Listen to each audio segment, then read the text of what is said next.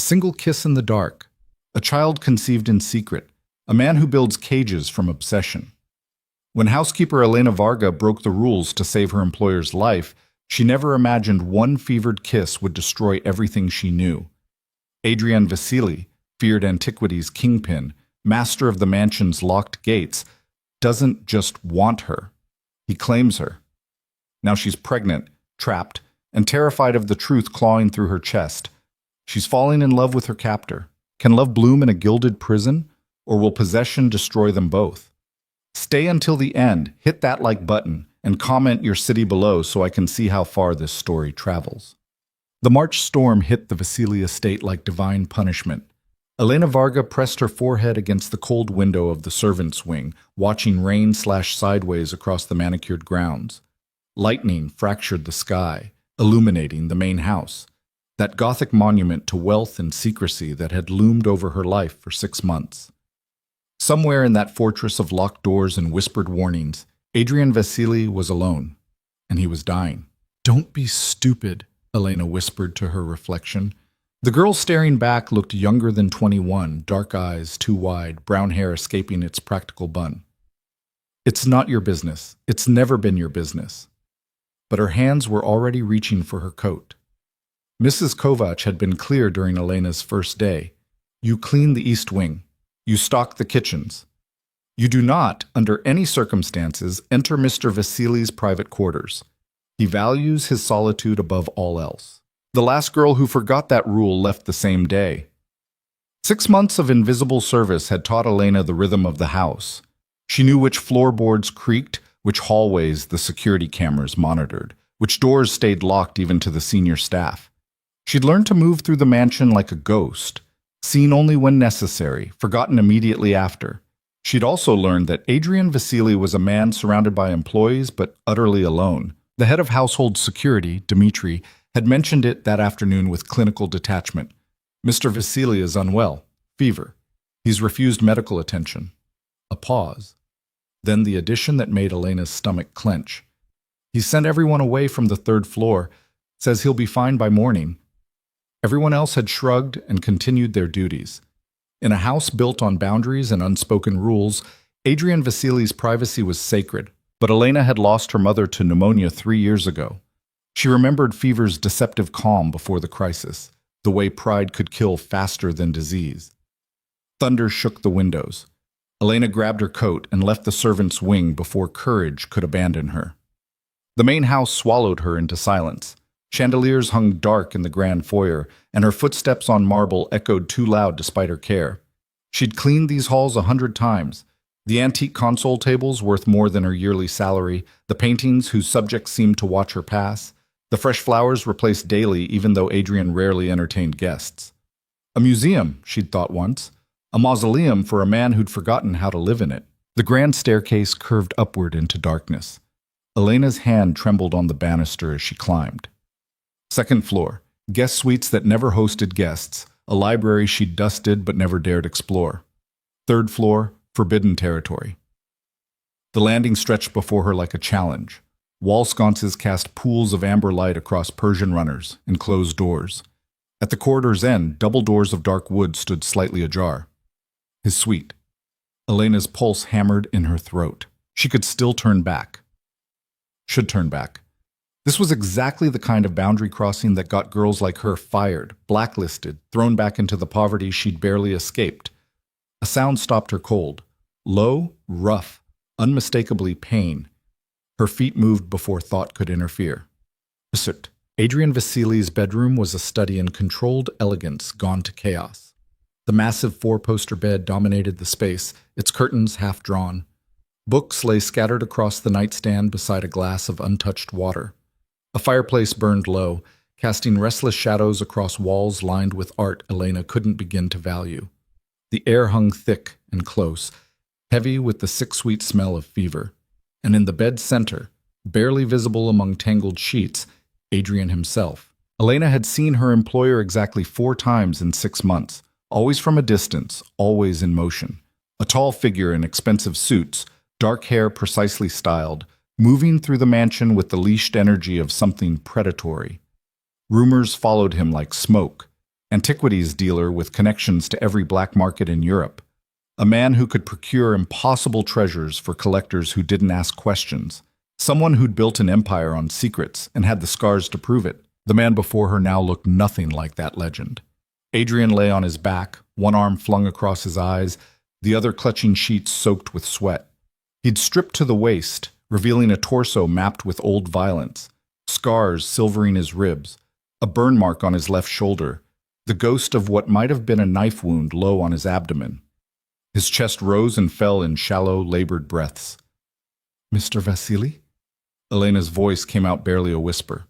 No response. She moved closer, medical instinct overriding fear.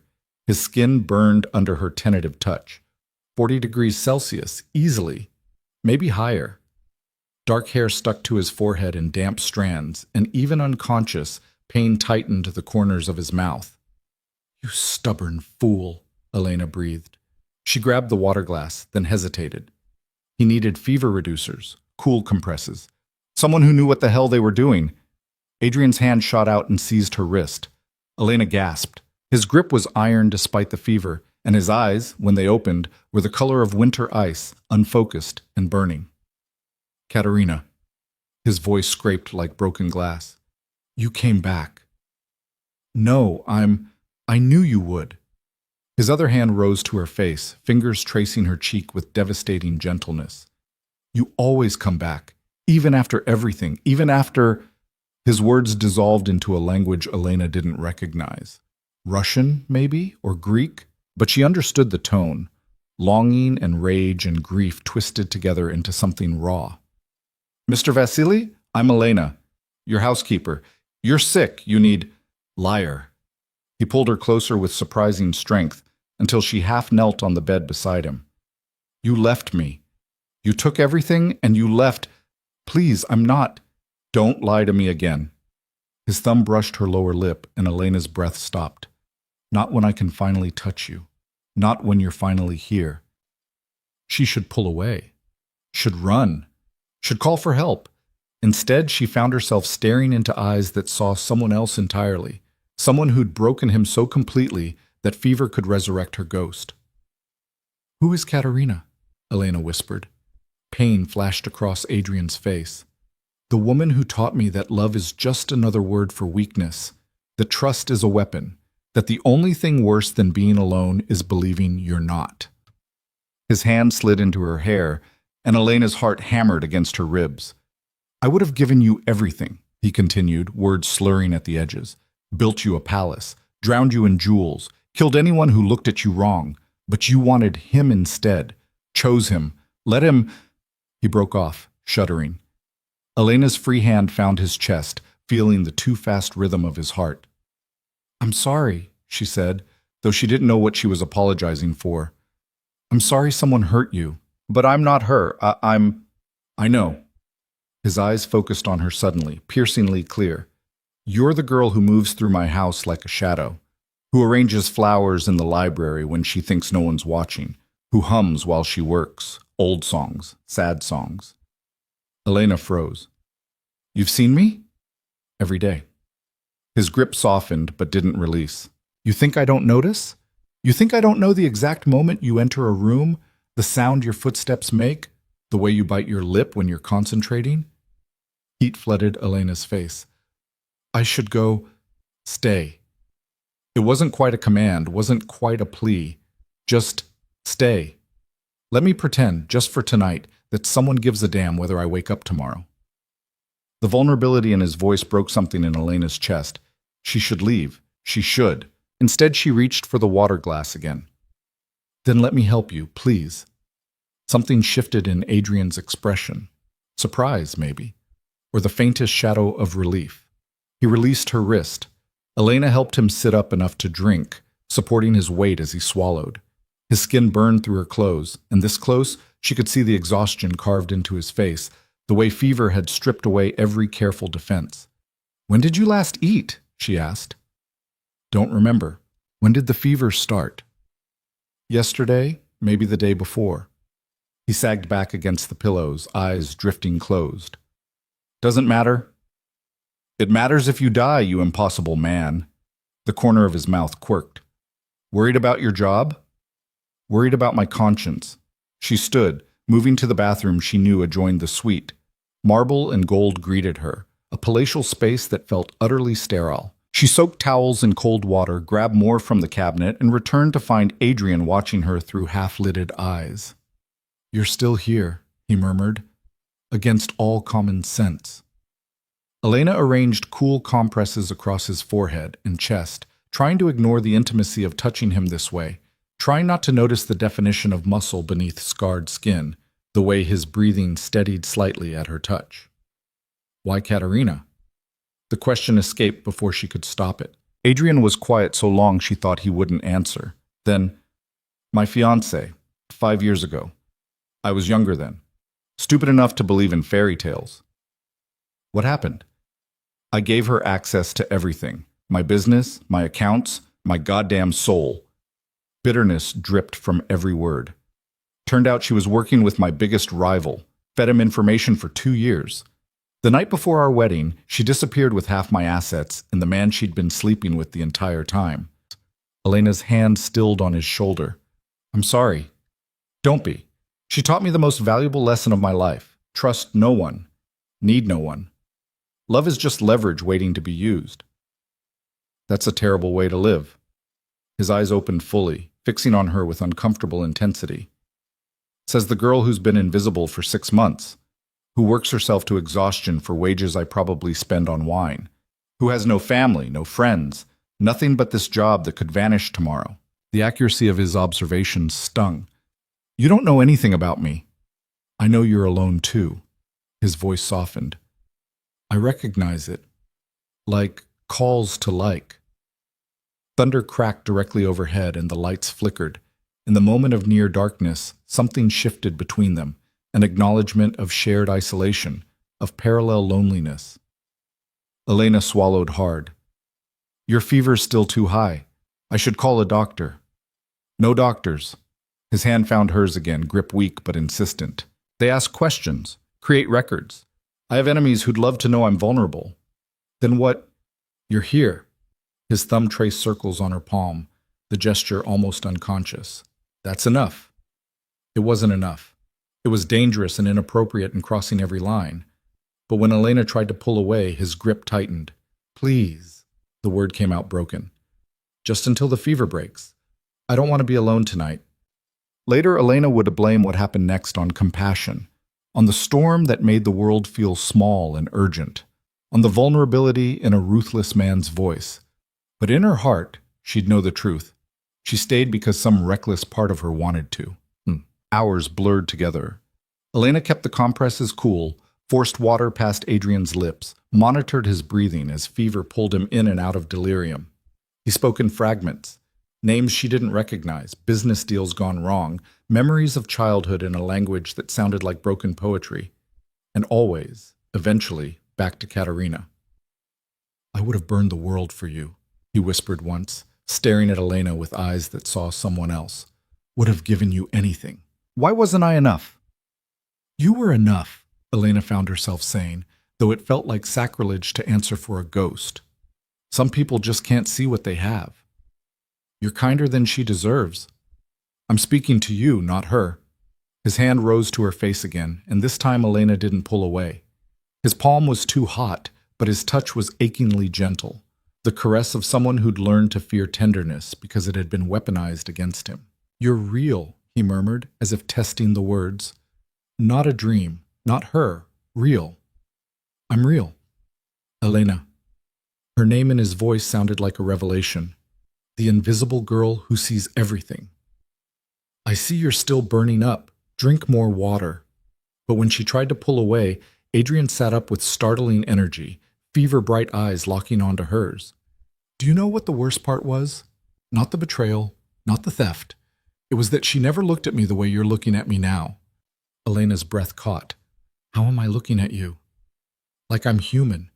His hand slid into her hair, and Elena's pulse went wild. Like the scars don't scare you. Like you actually give a damn if I live through the night. Mr. Vasily? Adrian. He leaned closer, and Elena could feel the heat radiating from him, could smell the fever sweat and something underneath it. Cedar and old books and expensive cologne. Say my name. This isn't, we can't. Say it. Again. It came out breathless. His eyes darkened. Again. Adrian, you're sick. You don't know what you're... I know exactly what I'm doing. His thumb traced her jaw, her throat, the hollow where her pulse hammered. I'm taking something I want. I'm being selfish. I'm breaking every rule I set for myself after Katerina. Then stop, Elena whispered, even as her body swayed toward him. I can't. His forehead touched hers, and she could feel him shaking. From fever or restraint, she couldn't tell. I've watched you for 6 months. Wanted you for 6 months. Told myself 100 reasons why I couldn't have you. And tonight you walked through that door anyway. Stayed anyway. Touched me anyway. To help you, to save me. His lips brushed her temple, and Elena's eyes fluttered closed. No one's tried to save me in 5 years. Adrian, tell me to stop. His mouth moved to her cheek, her jaw, so close to her lips that Elena forgot how to breathe. Tell me this is wrong. Tell me you want to leave. She should. Every self-preservation instinct screamed at her to run. Instead, Elena's hand rose to his face, fingertips tracing the sharp line of his cheekbone. I can't. Something broke in Adrian's expression, relief and hunger and desperation tangled together. Then let me have this. Just tonight. The kiss, when it came, felt like falling. Adrian's mouth captured hers with a gentleness that contradicted everything Elena knew about him. Not the ruthless antiquities dealer, not the man who'd built an empire on secrets, just someone starved for connection, pulling her closer like she was oxygen and he was drowning. Elena gasped against his lips, and he took the opening, deepening the kiss with a quiet sound of need that vibrated through her entire body. His hand tangled in her hair while the other splayed across her lower back, and Elena forgot about boundaries and consequences, and the morning that would inevitably come. She only knew his mouth was burning hot and desperately skilled, that his hands were shaking as they explored her waist, her ribs, the curve of her spine, that when she kissed him back, tentative at first, then with growing confidence, he made a sound like prayer. Elena. Her name was ragged on his lips as he broke away just enough to breathe. You taste like... He didn't finish. Just claimed her mouth again, pulling her fully onto the bed until she half lay across him. Elena could feel his heart hammering against hers, could feel the fever heat of his skin through her clothes, could feel how much he wanted this, wanted her, with an intensity that should have terrified her. Instead, she felt powerful. Here was a man who controlled empires, who made dangerous people nervous, who locked himself away from the world, and he was trembling beneath her touch, coming apart for her, choosing her. Adrian's mouth moved to her throat, pressing kisses along her pulse point that made Elena's breath hitch. Tell me this is real, he whispered against her skin. Tell me I'm not dreaming. It's real. Her fingers threaded through his sweat-damp hair. I'm real. He pulled back just enough to meet her eyes, and the naked longing in his face made Elena's chest ache. This wasn't just attraction, it was starvation, the look of someone who'd convinced himself he'd never be touched with gentleness again. I should let you go, Adrian said, even as his hands tightened on her waist. Should send you away before I do something we'll both regret. Do you want me to go? No. The word came out fierce. I want to keep you here. Want to learn every sound you make, every place that makes you gasp. Want to fall asleep with you next to me and wake up to find you're still here. I want... He broke off, jaw clenching. I want too much. Elena's thumb traced his lower lip. What if I want it too? You don't know what you're saying. Then tell me. Explain it to me.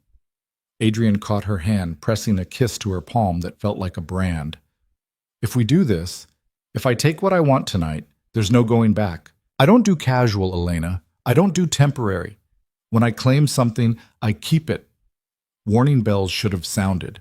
Red flags should have waved. Instead, Elena heard herself say, Then keep me. Adrian's control shattered. He kissed her like a man possessed, rolling until she was beneath him, caging her with his body while his mouth conquered hers. Elena arched into him, hands exploring the scarred landscape of his back, feeling muscles shift beneath burning skin. Too many clothes, Adrian growled against her throat.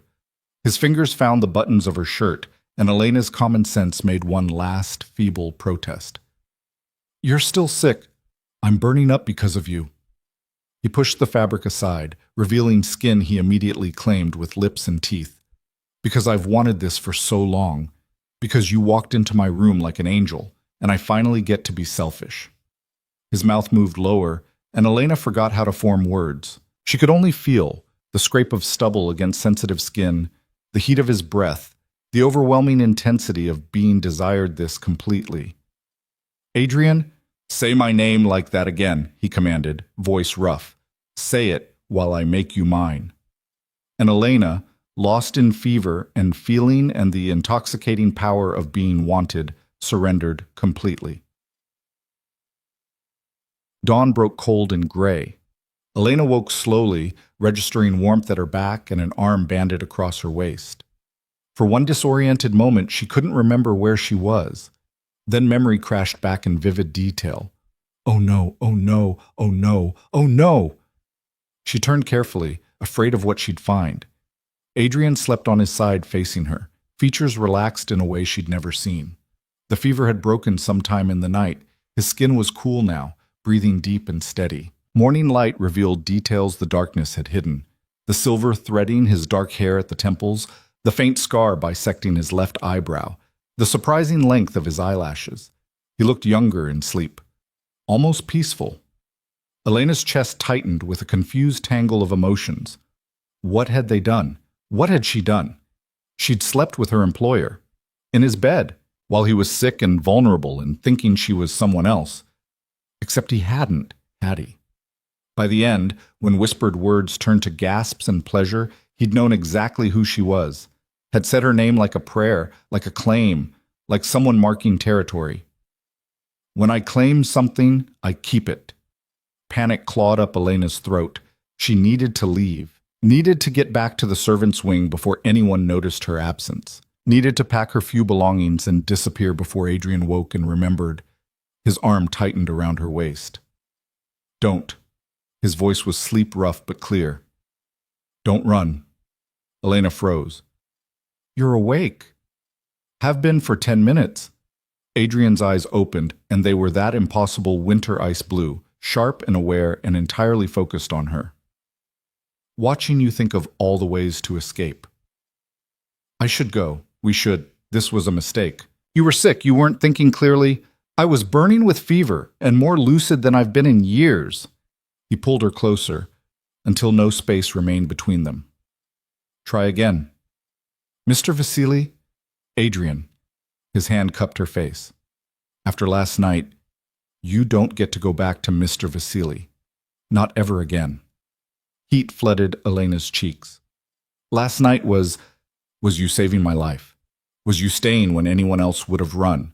Was you letting me touch you, taste you, claim you? His thumb brushed her lower lip. Was you saying my name like I was something worth keeping? You were delirious about Katerina, yes. Not about you.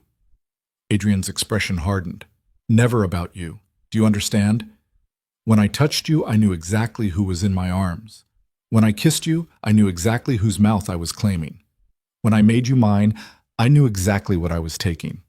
The possessiveness in his voice should have frightened her. Instead, it sent heat pooling low in Elena's stomach. I'm your housekeeper, she managed. We can't. You were my housekeeper. Adrian rolled until she was beneath him, his weight pressing her into the mattress. Now you're something else entirely. What? His smile was slow and dangerous. Mine.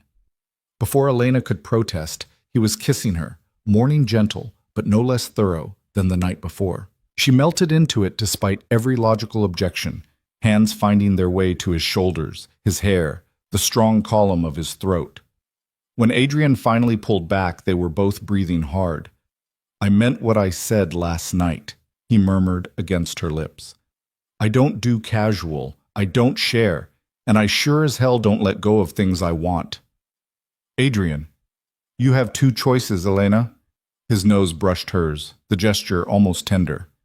Run now before this gets complicated. Before I convince you to stay. Before you wake up one morning and realize you've fallen into something you can't escape. Or? Or stay. Let me be selfish. Let me keep you. His hand slid into her hair. Let me show you what it's like to be chosen, to be wanted, to be cherished instead of used. Elena's heart hammered. You don't even know me. I know you arrange flowers in empty rooms because beauty matters even when no one's watching. I know you hum while you work because silence feels too lonely. I know you check the library books even though I never asked you to, making sure the rare editions are properly stored. Adrian's voice softened. I know you're afraid of being invisible but terrified of being seen. That you've been alone so long you've forgotten what it feels like to matter to someone. Tears pricked Elena's eyes. How? Because I'm the same. He kissed her forehead, her cheeks, the corner of her mouth. So stay. Be selfish with me. Let's be terrible together. Every instinct screamed danger. This was how girls like her got hurt, falling for powerful men who made impossible promises. This was obsession dressed up as devotion, possession wearing the mask of protection. But when Elena looked into Adrian's eyes, she didn't see the ruthless dealer everyone feared. She saw someone who'd been betrayed so badly that isolation felt safer than risk. Someone offering her the one thing she'd been denied her entire life, to matter to someone. If I stay, she whispered, this doesn't mean I won't be your kept woman. I won't be locked in a golden cage. No cages. Adrian's thumb traced her jaw. Just choices. Every morning, you choose to stay. Every night, I prove you should. And if I choose to leave? Something dark flickered across his face. Then I'll let you go. But I'll spend every day until then convincing you not to. It was a promise and a threat wrapped together. Elena should refuse. Should remember that men like Adrian Vasily didn't change. That last night was fever dream insanity, that mixing business with pleasure destroyed everything. Instead, she found herself nodding. Okay. Okay, you'll stay? Okay, I'll try. Elena met his gaze steadily. But I need you to understand something too. I'm not Katerina. I won't betray you, but I also won't disappear into your shadow. If this is real, if you want this to be real, then I need to exist outside this bed, outside these walls. Adrian studied her for a long moment. Then, slowly, he smiled, a real smile that transformed his entire face. There she is. What? The Elena who broke every rule to check on me, who argued with a man twice her size while he was delirious, who demanded to be seen. He kissed her softly. That's who I want. Not a shadow. Not a ghost. You. Relief and terror warred in Elena's chest. This is insane. Completely. Adrian pulled her closer, tucking her head beneath his chin. But I haven't felt this alive in 5 years, so let's be insane together, see what happens. Outside, the storm had passed, leaving the world washed clean and new. Sunlight streamed through windows that had been dark the night before, painting the room in shades of gold. Elena closed her eyes and let herself feel the moment. Warmth and safety and the steady rhythm of Adrian's heart beneath her palm. Tomorrow would bring complications. Questions from staff, renegotiations of boundaries, the terrifying vulnerability of being wanted. But for now, wrapped in the arms of a man who'd spent 5 years building walls, Elena chose to believe in possibility. She chose to stay. The transformation happened slowly, then all at once. For 3 weeks, Elena lived in a strange limbo between worlds. By day, she maintained the fiction of being Adrian's housekeeper, cleaning rooms she no longer slept in, preparing meals she'd later share at his private table, moving through the mansion with practiced invisibility, while the other staff remained blissfully unaware. By night, she belonged entirely to him. This is temporary, Elena told herself each morning, watching Adrian dress for meetings in suits that cost more than she'd earned in a year. Just until we figure out what this is. Just until the fever breaks. But the fever never broke. If anything, it intensified. Adrian touched her constantly when they were alone, fingers trailing down her spine as she arranged flowers, lips brushing her temple while she read beside him in the library, hands finding her waist whenever she passed within reach. It was as if the weeks of watching from a distance had created a hunger that proximity only sharpened. I can't stop, he admitted one night, pulling her into his lap while rain drummed against the windows. I've tried, told myself to give you space, let you breathe, but then you walk into a room and I forget every rational thought. Elena's fingers traced the scar on his shoulder, a burn mark she'd learned came from a deal gone violently wrong. Is that what this is? Obsession? Probably. Adrian's honesty was brutal. Does it scare you? It should have. Instead, Elena found herself leaning into his touch, craving the intensity of his focus like a drug. For someone who'd spent her entire life invisible, being seen, truly seen, by Adrian Vasily was intoxicating. Sometimes, she admitted, but not the way you think. Then how? I'm scared of losing myself in you, of forgetting who I was before this. Elena met his gaze, of waking up one day and realizing I've become what you need me to be instead of who I am. Adrian was quiet for a long moment, his thumb tracing circles on her hip. Then don't. Stay exactly who you are. Stay the girl who breaks rules because compassion matters more than consequences. Stay stubborn and principled and too brave for your own good. He kissed her softly. I don't want to change you, Elena. I want to keep you whole. The promise sounded beautiful. Elena wanted desperately to believe it, but she was beginning to understand that Adrian Vasily didn't know how to want something without consuming it. The first sign came 2 weeks into their secret arrangement. Elena had mentioned, casually she thought, that she missed her weekly visits to the small bookshop in the village where she'd worked before the Vasily estate. The owner, Mr. Castellano, he used to let me read the new arrivals before they went on the shelves. I haven't seen him since I started here. Adrian had nodded, seemingly unconcerned. We'll go this weekend. But when Saturday arrived, Elena woke to find not just a car waiting, but Dmitri and 2 other security personnel. What's this? She asked, still half asleep. Adrian appeared behind her, already dressed. Protection. The village isn't secure. It's a bookshop. In broad daylight. You're with me now. That makes you a target. He said it matter-of-factly, the way someone might mention the weather. Dmitri goes where you go. Elena's stomach tightened. I don't need a bodyguard to buy books. You do if someone decides to use you against me. Adrian's hand found the small of her back. I have enemies, Elena. People who'd love nothing more than to find my weakness and exploit it. So I'm your weakness now? His eyes darkened. Catastrophically. They went to the bookshop with 3 guards forming a perimeter that made Mr. Castellano's eyes widen in alarm. Elena tried to browse normally, but every reach for a book was shadowed by Dmitri's presence, every conversation cut short by Adrian's impatient energy. On the drive back, Elena stared out the window in silence. You're angry, Adrian observed. I'm suffocating. His jaw tightened. I'm keeping you safe. You're keeping me isolated. Elena turned to face him. That's not the same thing. You want me to risk your life so you can browse books alone?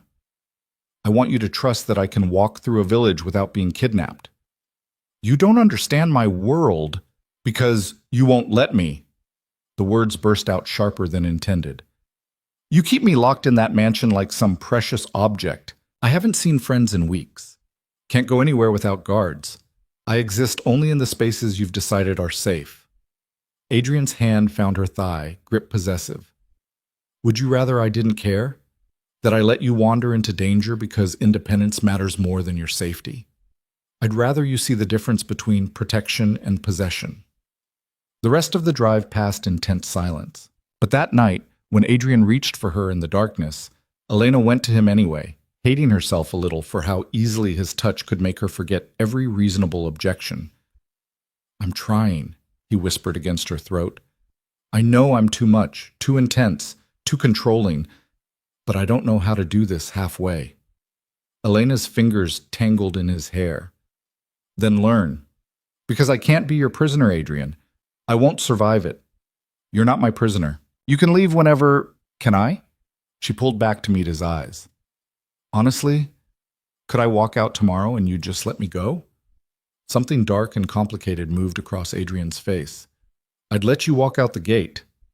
Whether I could stop myself from following is another question entirely. The honesty was terrifying. Elena kissed him anyway, pouring frustration and fear and desperate affection into the contact. They made love with an edge of anger that left them both breathless and raw. Afterward, wrapped in sheets and half light, Adrian's voice came quiet. Teach me. Show me where the line is, because I genuinely don't know anymore. It was the most vulnerable admission he'd made since that fevered night. Elena pressed her face into the curve of his shoulder and tried to believe they could find balance. But the cage was already being built, bar by golden bar. The second sign came when Elena's phone rang one afternoon while she was reading in the garden. A number she didn't recognize, but the voice on the other end sent warmth flooding through her chest. Elena? It's Marie from the shelter. Elena sat up straighter. Marie ran the women's shelter where Elena had volunteered before taking the Vasily position, a safe house for those escaping abuse. They'd worked together for 2 years, becoming genuine friends in the process. Marie, I'm so sorry I haven't called. Work has been consuming your entire life, I know. Marie's tone held gentle reproach. Which is why I'm calling. We're hosting a fundraiser next month. I was hoping you might help organize it like you used to. Elena's heart leaped. A connection to her old life, to work that mattered. I'd love to, when... What fundraiser? She hadn't heard Adrian approach. He stood a few feet away, expression unreadable. Elena covered the phone. For the women's shelter. I used to volunteer there. Something flickered in Adrian's eyes. I see. Elena? Marie's voice came tinny through the speaker. You still there? Yes, sorry. Text me the details. I'll see what I can do. After she hung up, Adrian settled onto the bench beside her. You volunteered at a women's shelter. For 2 years, before I came here. Elena studied his face. Why do you look like that? Like what? Like you're calculating something. Adrian's hand found hers. I'm wondering why you never mentioned it. You never asked about my life before. The truth of it seemed to strike him. You're right, I haven't. He was quiet for a moment. Tell me about it. The shelter. Elena described Safe Harbor, the small building that housed up to 15 women and their children, the classes they offered on financial literacy and job skills, the quiet courage of women rebuilding their lives after escaping violence. She talked about Marie's tireless advocacy, about the little girl who'd given Elena a drawing that still hung in her room. Adrian listened with complete attention, thumb tracing patterns on her wrist. When she finished, he said simply, I'll fund it. Elena blinked. What? The fundraiser. How much do they need? Adrian, that's not... I wasn't asking for money. I know, but you care about it, which means I care about it. He lifted her hand to his lips. Let me do this. Let me support something that matters to you. Warmth bloomed in Elena's chest. That's actually really generous. I'm capable of generosity when properly motivated. His smile was wry, though I have one condition. And there it was, the catch. What? I go with you to the fundraiser. Meet the people you worked with. See this part of your life. It seemed reasonable, sweet even. Okay, but when Elena called Marie back with the news, her friend's response was cautious. That's incredibly generous, but Elena, are you sure about this? About the donation? It'll help so many. About him. Marie's voice lowered. I've heard things about Adrian Vasily. He's not exactly known for his philanthropy. You've heard rumors. I know him. Do you? You've been there less than 2 months and already you sound different, distant. When's the last time you did something just for yourself? Elena wanted to argue, but the words stuck in her throat. When had she last done something without considering Adrian's schedule, his preferences, his control? I'm fine, she said finally. Better than fine. I'll see you at the fundraiser. After hanging up, Elena sat in the garden for a long time, watching shadows lengthen across the manicured lawn. The estate's beauty felt oppressive suddenly, too perfect, too controlled, too much like a museum where she was just another carefully curated piece. That night, Adrian made love to her with aching tenderness, whispering promises against her skin, and Elena, despite the growing unease in her chest, let herself believe them. She was beginning to understand that love and possession could wear the same face. The breaking point came 4 weeks after that first fevered kiss. Elena woke one morning feeling nauseated, barely making it to the bathroom, before her stomach rebelled. She blamed stress, lack of sleep, the rich meals Adrian insisted on sharing. When it happened again the next day, and the next, she blamed a virus. But when her period, normally precise as clockwork, didn't arrive, cold dread settled in her stomach. Number. Impossible. They'd been careful. Mostly. That first night had been fevered and reckless, but since then, Elena's hands shook as she counted backward. 6 weeks since the storm. 4 weeks since her last period. 2 weeks of mounting symptoms she'd willfully ignored. She needed a test, needed to know for certain before panic could take root. But buying a pregnancy test meant leaving the estate, which meant Dimitri and questions and Adrian inevitably finding out before she had time to process. "You're thinking very loudly." Elena jumped.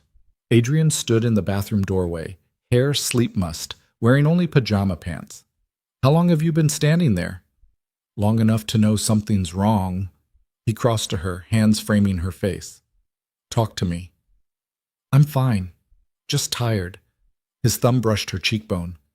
"You're pale. You've barely eaten this week, and you keep disappearing to the bathroom." Adrian's eyes searched hers.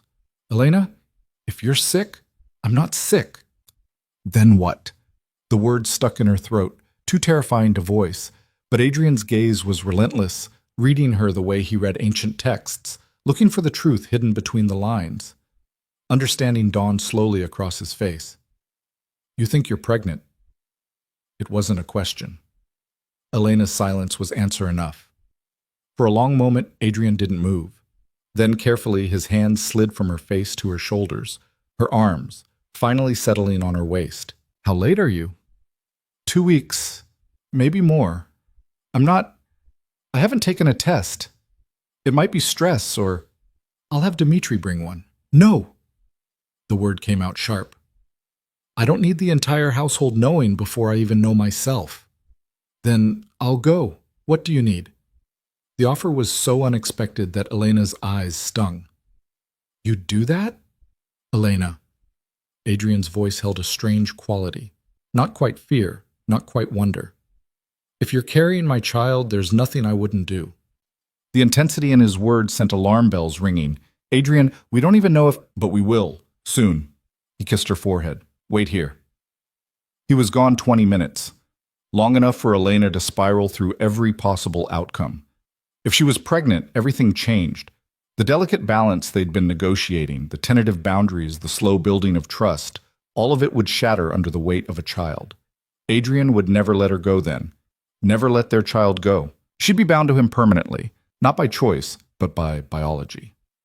When Adrian returned with 3 different pregnancy tests, his expression was carefully neutral. "The pharmacist said to use first morning urine, so we should wait until—" "I can't wait." Elena grabbed the boxes. "I need to know now." Adrian nodded. "I'll be right outside." "You don't have to." "I'm not leaving you alone with this." So he waited while Elena locked herself in the bathroom with shaking hands and 3 plastic tests. The instructions blurred before her eyes, but the process was simple enough. Pee on stick. Wait 3 minutes. Learn whether your entire life is about to change. She managed 2 of the 3 tests before nausea overwhelmed her again. When Elena emerged, pale, trembling, clutching the tests, Adrian was exactly where he'd promised to be. His eyes went immediately to her hands. "How long?" he asked quietly. 2 more minutes.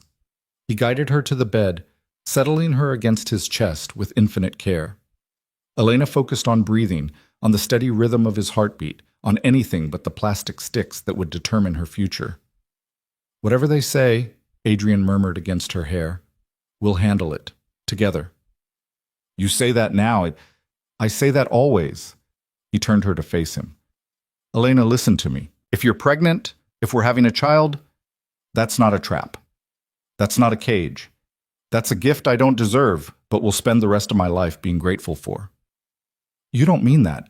You don't want children. You've never mentioned—" "I never let myself want them." Adrian's hands framed her face.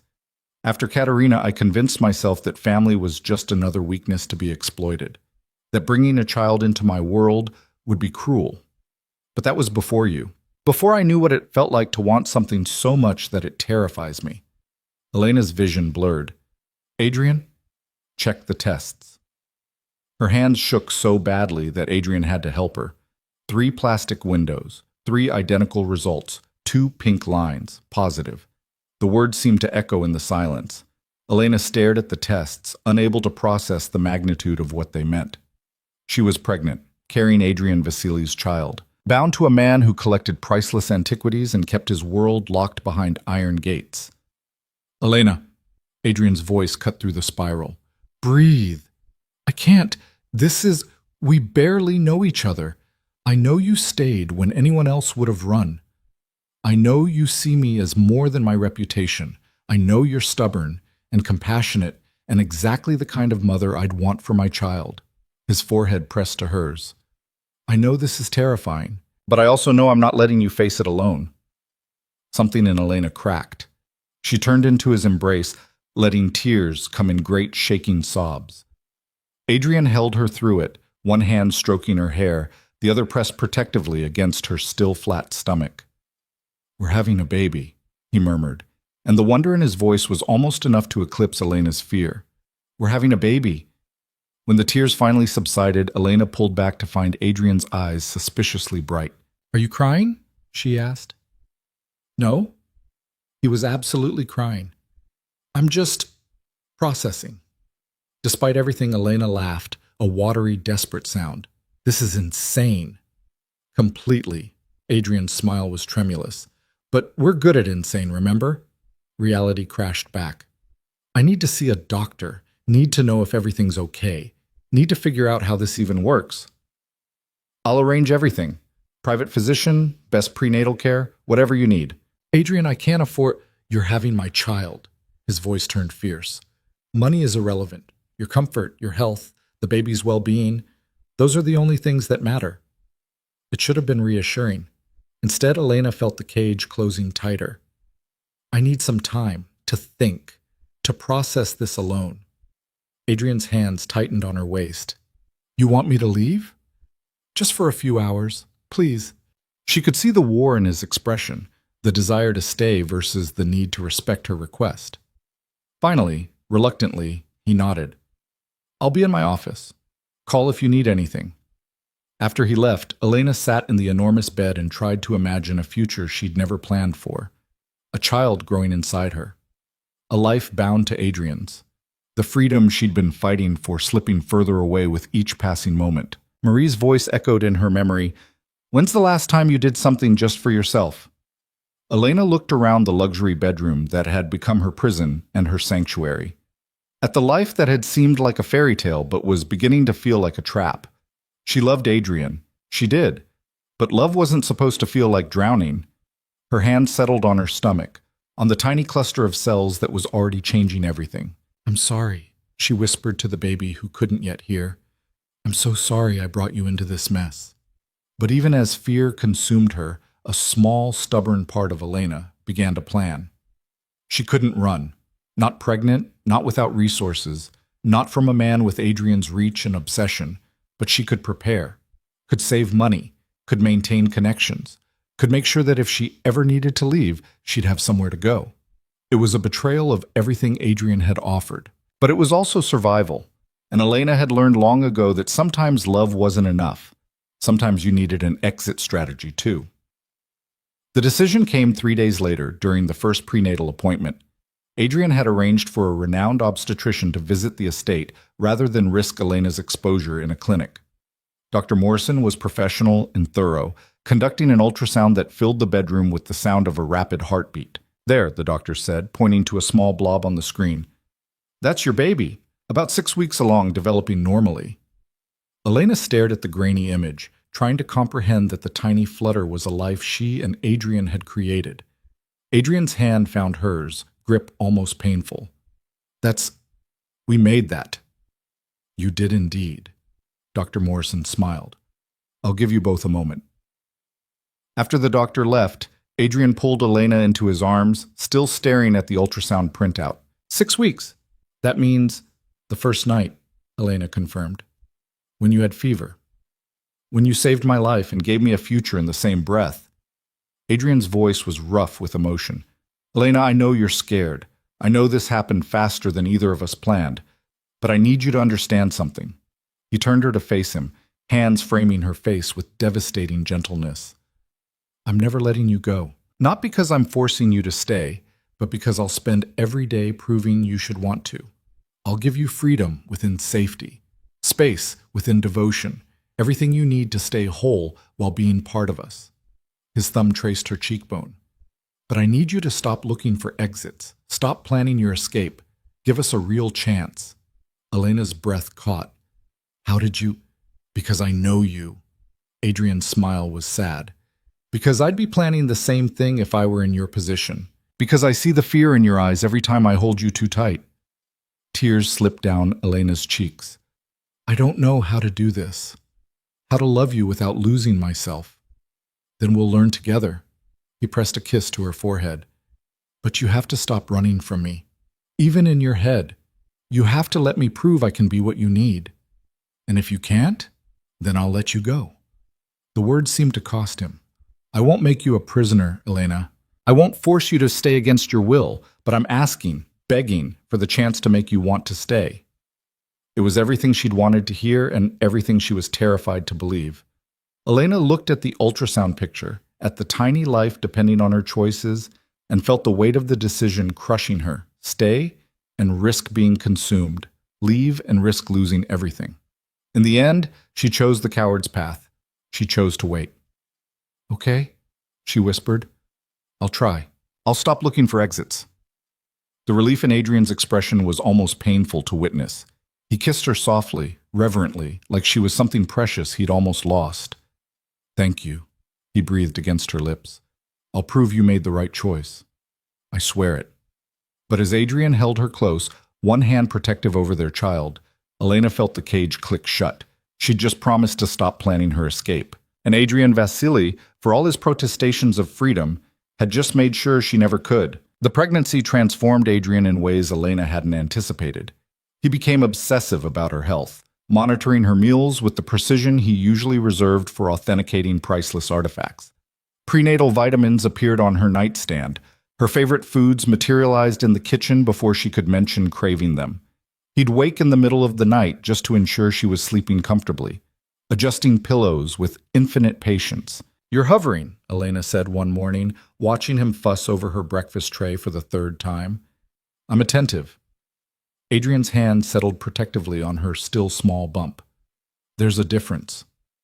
You reorganized my entire vitamin schedule yesterday. Dr. Morrison said optimal absorption requires specific timing. Adrian. Elena caught his hand. I love that you care, but you're going to drive yourself insane if you micromanage every detail. He was quiet for a moment, thumb tracing circles on her palm. I keep thinking about everything that could go wrong. Complications, birth defects, the 1,000 ways I could fail to protect you both. The vulnerability in his voice made Elena's chest ache. Nothing's going wrong. Dr. Morrison said everything looks perfect. For now, but anything could happen. So we'll handle it. Together. Like you promised. She pulled him down beside her. But you have to trust that I can take care of myself. That our baby and I are stronger than you think. Adrian buried his face in the curve of her neck. I'm terrified of losing you. Both of you. Of finally having something worth living for and watching it disappear. Elena held him, understanding for the first time the depths of his fear. This wasn't just about control. It was about a man who'd lost everything once before, desperately trying to prevent history from repeating. You won't lose us, she whispered. But you have to let me breathe. He nodded against her shoulder, and for a few weeks things improved. Adrian made conscious efforts to give Elena space, to ask instead of command, to trust instead of control. The mansion's invisible walls seemed to recede slightly. Elena began to believe they might actually build something healthy. Then Sophia was born, and everything changed again. Labor came 3 weeks early on a December night, fierce and fast. Elena barely made it to the private medical suite Adrian had installed on the estate's second floor before contractions consumed her world. 12 hours of agony, of Adrian's hand crushed in hers, of Dr. Morrison's calm voice guiding her through each push, and then a cry that split the air like a miracle. She's perfect, Dr. Morrison announced, placing a tiny, furious bundle on Elena's chest. Completely healthy, Congratulations. Elena stared at her daughter through a haze of exhaustion and wonder. Sophia had Adrian's dark hair and Elena's delicate features, tiny fists waving in outrage at being thrust into the cold world. Her eyes, when they finally opened, were the impossible blue of her father's. "We made her," Elena breathed, unable to comprehend the magnitude of it. Adrian stood frozen beside the bed, staring at his daughter with an expression Elena had never seen before, pure, undiluted awe mixed with terror. "Adrian?" she prompted gently. He seemed to shake himself. Then carefully, as if approaching something infinitely precious and fragile, he reached out one finger. Sophia's tiny hand wrapped around it with surprising strength. The sound Adrian made was barely human, something between a laugh and a sob. "She's so small," he whispered. "How is she so small?" "She's perfect." Elena guided his hand to cradle Sophia's head. "Our perfect girl." Adrian sank onto the bed beside them, gathering both mother and daughter into his arms with heartbreaking gentleness. "I never knew," he said, voice rough. "Never understood what this would feel like. Looking at her and knowing I'd burn the world down to keep her safe. It should have been sweet." Instead, Elena felt the first stirrings of new fear, because she recognized that look in Adrian's eyes. It was the same intensity he'd turned on her that fevered night, the obsessive focus that could so easily tip from love into possession. "She's going to need space to grow," Elena said carefully, "to explore and make mistakes and become her own person." "I know." But Adrian's arms tightened fractionally. "But not yet. Not while she's this vulnerable." Elena wanted to argue, wanted to establish boundaries before they calcified, but exhaustion pulled her under like a tide, and she let herself drift into sleep with Adrian's warmth at her back and Sophia's tiny heartbeat against her chest. When she woke hours later, the first thing she saw was Adrian sitting in the chair beside the bed, Sophia cradled against his bare chest. He was speaking to her in low tones, promises and vows and declarations of protection that sent ice down Elena's spine. "No one will ever hurt you," he murmured. "Your mother and I will make sure of it. You'll have everything: safety, education, love. You'll never know what it's like to be afraid or alone or abandoned." He pressed a kiss to Sophia's downy head. "And anyone who threatens you will learn exactly what happens when they make that mistake." The darkness in his voice made Elena's breath catch. This was the side of Adrian she'd glimpsed in stories, the ruthless dealer who'd built an empire through intimidation and violence. She'd convinced herself that man had softened, that fatherhood and love had transformed him. But love hadn't changed Adrian. It had just given his darkness a new focus. The first 3 months passed in a blur of sleepless nights and overwhelming joy. Sophia was a relatively easy baby. She slept in reasonable stretches, nursed without issue, and filled their world with the kind of pure wonder that made everything else fade to background noise. Adrian proved to be a devoted father in ways that surprised even Elena. He learned to change diapers with meticulous precision, could soothe Sophia's cries when Elena's patience wore thin, and spent hours simply watching their daughter sleep with an expression of such profound love that it made Elena's heart ache. But the mansion's walls grew higher. Security doubled without discussion. Dmitri and his team now monitored every entrance, every delivery, every person who came within 100 yards of the estate. The gates, once merely locked, became fortified. Cameras appeared in hallways Elena had once walked freely. "This is too much," she said one evening, watching feeds from a dozen new security cameras on Adrian's office screen. "It's necessary." He didn't look up from the surveillance equipment. "Word's gotten out that I have a family now. That makes us targets. Targets for what? We're not exactly living a public life." "You don't understand my world, Elena." Adrian's voice held an edge. "The people I deal with don't follow normal rules. They see vulnerability and they exploit it. They'd take Sophia just to prove they could, just to make a point. So we're supposed to live like prisoners? Never leave these walls?" "I didn't say that. You didn't have to." Elena gestured at the screens. "Look at this place. It's not a home anymore. It's a fortress." Adrian finally turned to face her. "Would you rather I left you unprotected? Left our daughter at risk because you don't like feeling watched?" "I'd rather you trusted that we can live normal lives without turning the estate into a military compound." There's nothing normal about our lives. He stood, crossing to her with deliberate intensity. I'm not a normal businessman, Elena. I deal in antiquities that governments would kill to possess. I have competitors who've already tried to eliminate me. I've made enemies across 3 continents who'd love nothing more than to find my weakness and destroy it. His hands framed her face. You and Sophia are my weakness, my catastrophic vulnerability. So yes, I'm going to protect you with every resource at my disposal. And if that makes you uncomfortable, I'm sorry, but I won't apologize for keeping my family safe. Elena wanted to argue, but the fierce love in his eyes made the words stick. He genuinely believed he was protecting them. Couldn't see that the cage he was building would eventually suffocate them all.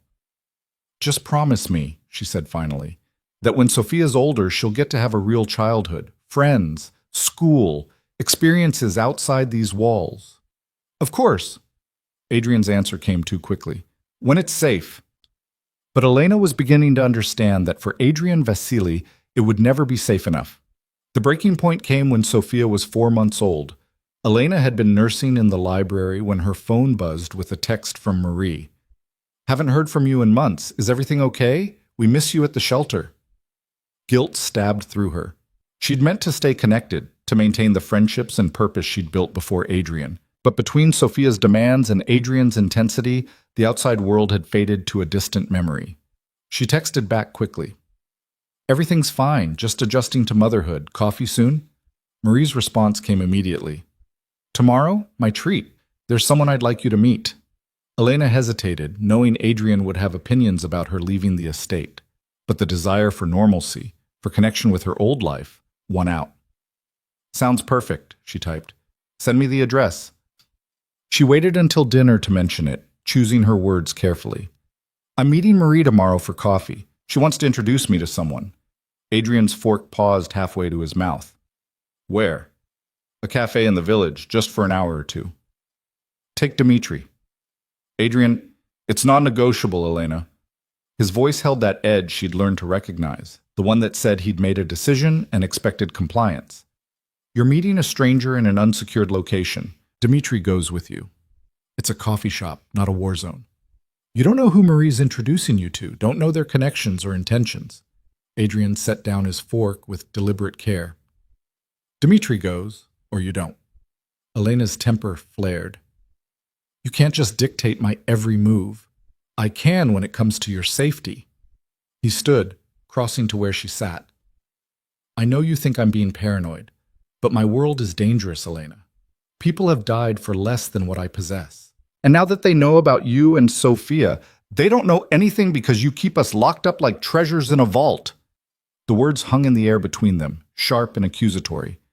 Adrian's jaw tightened. Is that what you think? That I'm hoarding you? Aren't you? Elena met his gaze steadily. When's the last time I left these grounds without an armed escort? When's the last time I made a decision without running it past you first? You say you're protecting us, but it feels a lot like possession. There's a difference between protection and possession. Not from where I'm standing. Adrian's hands clenched at his sides. Fine. Go without security. Meet your friend and her mysterious contact. See how safe you feel when someone follows you home, when they start asking questions about Sophia, when they realize exactly who you are to me. You're being paranoid. I'm being realistic. He turned away, voice going cold. But clearly, my experience means nothing. So do whatever you want, Elena. I won't stop you. The dismissal stung worse than argument. Elena wanted to push back, to fight for her autonomy. But exhaustion and postpartum hormones made everything feel overwhelming. I'll take Dmitri, she heard herself say. If it means that much to you. Adrian's shoulders relaxed fractionally. Thank you. But the victory felt hollow for both of them. The next day, Elena arrived at the cafe with Dmitri maintaining a discreet distance. Marie was already there, sitting with a woman in her mid-30s who had the tired eyes of someone who'd seen too much. Elena! Marie stood to embrace her. You look exhausted. New baby? 4 months old. She's perfect but doesn't believe in sleep. Elena settled into her chair, acutely aware of Dmitri watching from the corner. Who's your friend? This is Rachel. She runs a legal advocacy group for domestic violence survivors. Marie's expression turned serious. Elena, I asked you here because Rachel needs help, and you're one of the few people I know with access to certain resources. Unease prickled at Elena's neck. What kind of help? Rachel leaned forward. There's a woman, Anna Kozlov, hiding from her husband. He's connected, dangerous, and getting closer to finding her. She needs to disappear completely, and that takes money. Fake documents, relocation, security. I don't have that kind of money, Elena said carefully. But your partner does. Rachel's gaze was direct. Adrian Vasily, I know who he is, know he has connections that could help Anna vanish. Elena's stomach dropped. You want me to ask Adrian to help you hide someone from her husband? I'm asking you to save a woman's life. Rachel slid a photo across the table. A young woman with haunted eyes and fresh bruises stared back. Anna's husband has already put her in the hospital twice. Next time, he'll kill her. We're out of options. And you think Adrian, a man with his own reputation for violence, is the solution? I think he's a man who understands power and how to use it. Marie's hand covered Elena's. Please, just ask him. Anna's running out of time. Elena looked at the photo, at the fear etched into Anna's face, and saw herself 6 months ago, desperate, trapped, convinced she had no choices. I'll talk to him, she heard herself promise, but I can't guarantee anything. As she left the cafe, Dmitri fell into step beside her. Everything all right, Miss Elena? Fine, just catching up with old friends. But her mind was already spinning. How would Adrian react to this request? Would he see it as an opportunity to prove himself or as an unacceptable risk? Either way, Elena had a sinking feeling that her answer would reveal exactly what kind of man she'd bound herself to. That evening, after Sophia was asleep, Elena found Adrian in his study. He looked up from paperwork as she entered, expression softening. How was coffee? Complicated. Elena settled into the chair across from his desk. They asked me for help with something. Actually, they asked me to ask you. She explained about Anna Kozlov, about the abusive husband and the desperate need to disappear. Adrian listened without interruption, his expression unreadable. When she finished, silence stretched between them. This husband, Adrian said finally. How connected is he? I don't know the details, but apparently connected enough that normal channels haven't worked. Adrian's fingers drummed on the desk, a tell she recognized. He was calculating, weighing options. And you want me to help her disappear? I want you to save her life. Elena leaned forward. Adrian, she's terrified, just like I would be if I were in her position. This is a chance to use your resources for something good. My resources aren't a charity, Elena. I know, but let me finish. His voice held an edge. My resources are carefully allocated to protect what's mine. Using them for a stranger creates complications. Opens doors I've worked hard to keep closed. Elena's stomach sank. So that's a no. That's a, I need more information. Adrian stood, circling the desk to lean against it. Tell me about this husband. Name, connections. Why he's so hard to hide from. I don't have those details. Then get them. His eyes locked on hers. Because I'm not risking my family's security for someone I know nothing about. If this husband is connected to people I deal with, helping his wife could create blowback that affects you and Sophia. The pragmatism made sense, but it still felt cold. So you'll only help if it's convenient? I'll help if it's safe. Adrian's hand found her cheek. Elena, I know you want to save everyone. It's one of the things I love about you. But I have priorities, and you and Sophia are at the top of that list. Always. And Anna Kozlov? Get me information. Let me assess the risks. Then we'll decide together. It was more than she'd expected, but less than she'd hoped. Elena nodded, rising to leave. Elena. Adrian's voice stopped her at the door. I'm not the villain in this story. I'm just a man trying to keep his family safe. She looked back at him. This complicated, dangerous man she'd chosen to love. I know, but sometimes safety comes at too high a cost. The information came 2 days later via Marie. Anna's husband was Viktor Kozlov, a mid-level enforcer for the Petrov organization, a Russian crime family with reach across Eastern Europe. Elena's blood ran cold when she read the name. Even she'd heard whispers about the Petrovs, about their brutality and long memories. She brought the information to Adrian in his office. He read it in silence, expression growing darker with each line. No, he said flatly. Adrian, absolutely not. He threw the file on his desk. The Petrovs are not people you cross, Elena. They're animals who respond to any perceived slight with disproportionate violence. So we let Anna die because you're afraid? His eyes flashed. I'm not afraid, I'm realistic. Helping Anna means making an enemy of Viktor Kozlov, which means making an enemy of the entire Petrov organization. They'll retaliate. Against me, against my business, potentially against you and Sophia. We don't know that. I know exactly that. Adrian's voice rose. I've dealt with these people, Elena. I know how they think.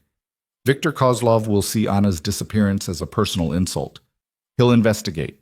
He'll find out I helped, and then he'll come after everything I love to teach me a lesson. So what? We just abandon her? Let her husband kill her because it's inconvenient? Yes! The word exploded out of him. Yes, we let her face her own problems because I will not risk my daughter's life for a stranger. Elena recoiled. You don't mean that. I mean every word. Adrian's hand slammed on the desk. You think I'm heartless? Fine. I'm heartless. But I'm alive, and my family is safe, and I will do whatever it takes to keep it that way. Even if it means becoming exactly what Katerina saw in you. The words came out quiet, devastating. A man who only cares about himself. Adrian went very still. What did you say? You heard me.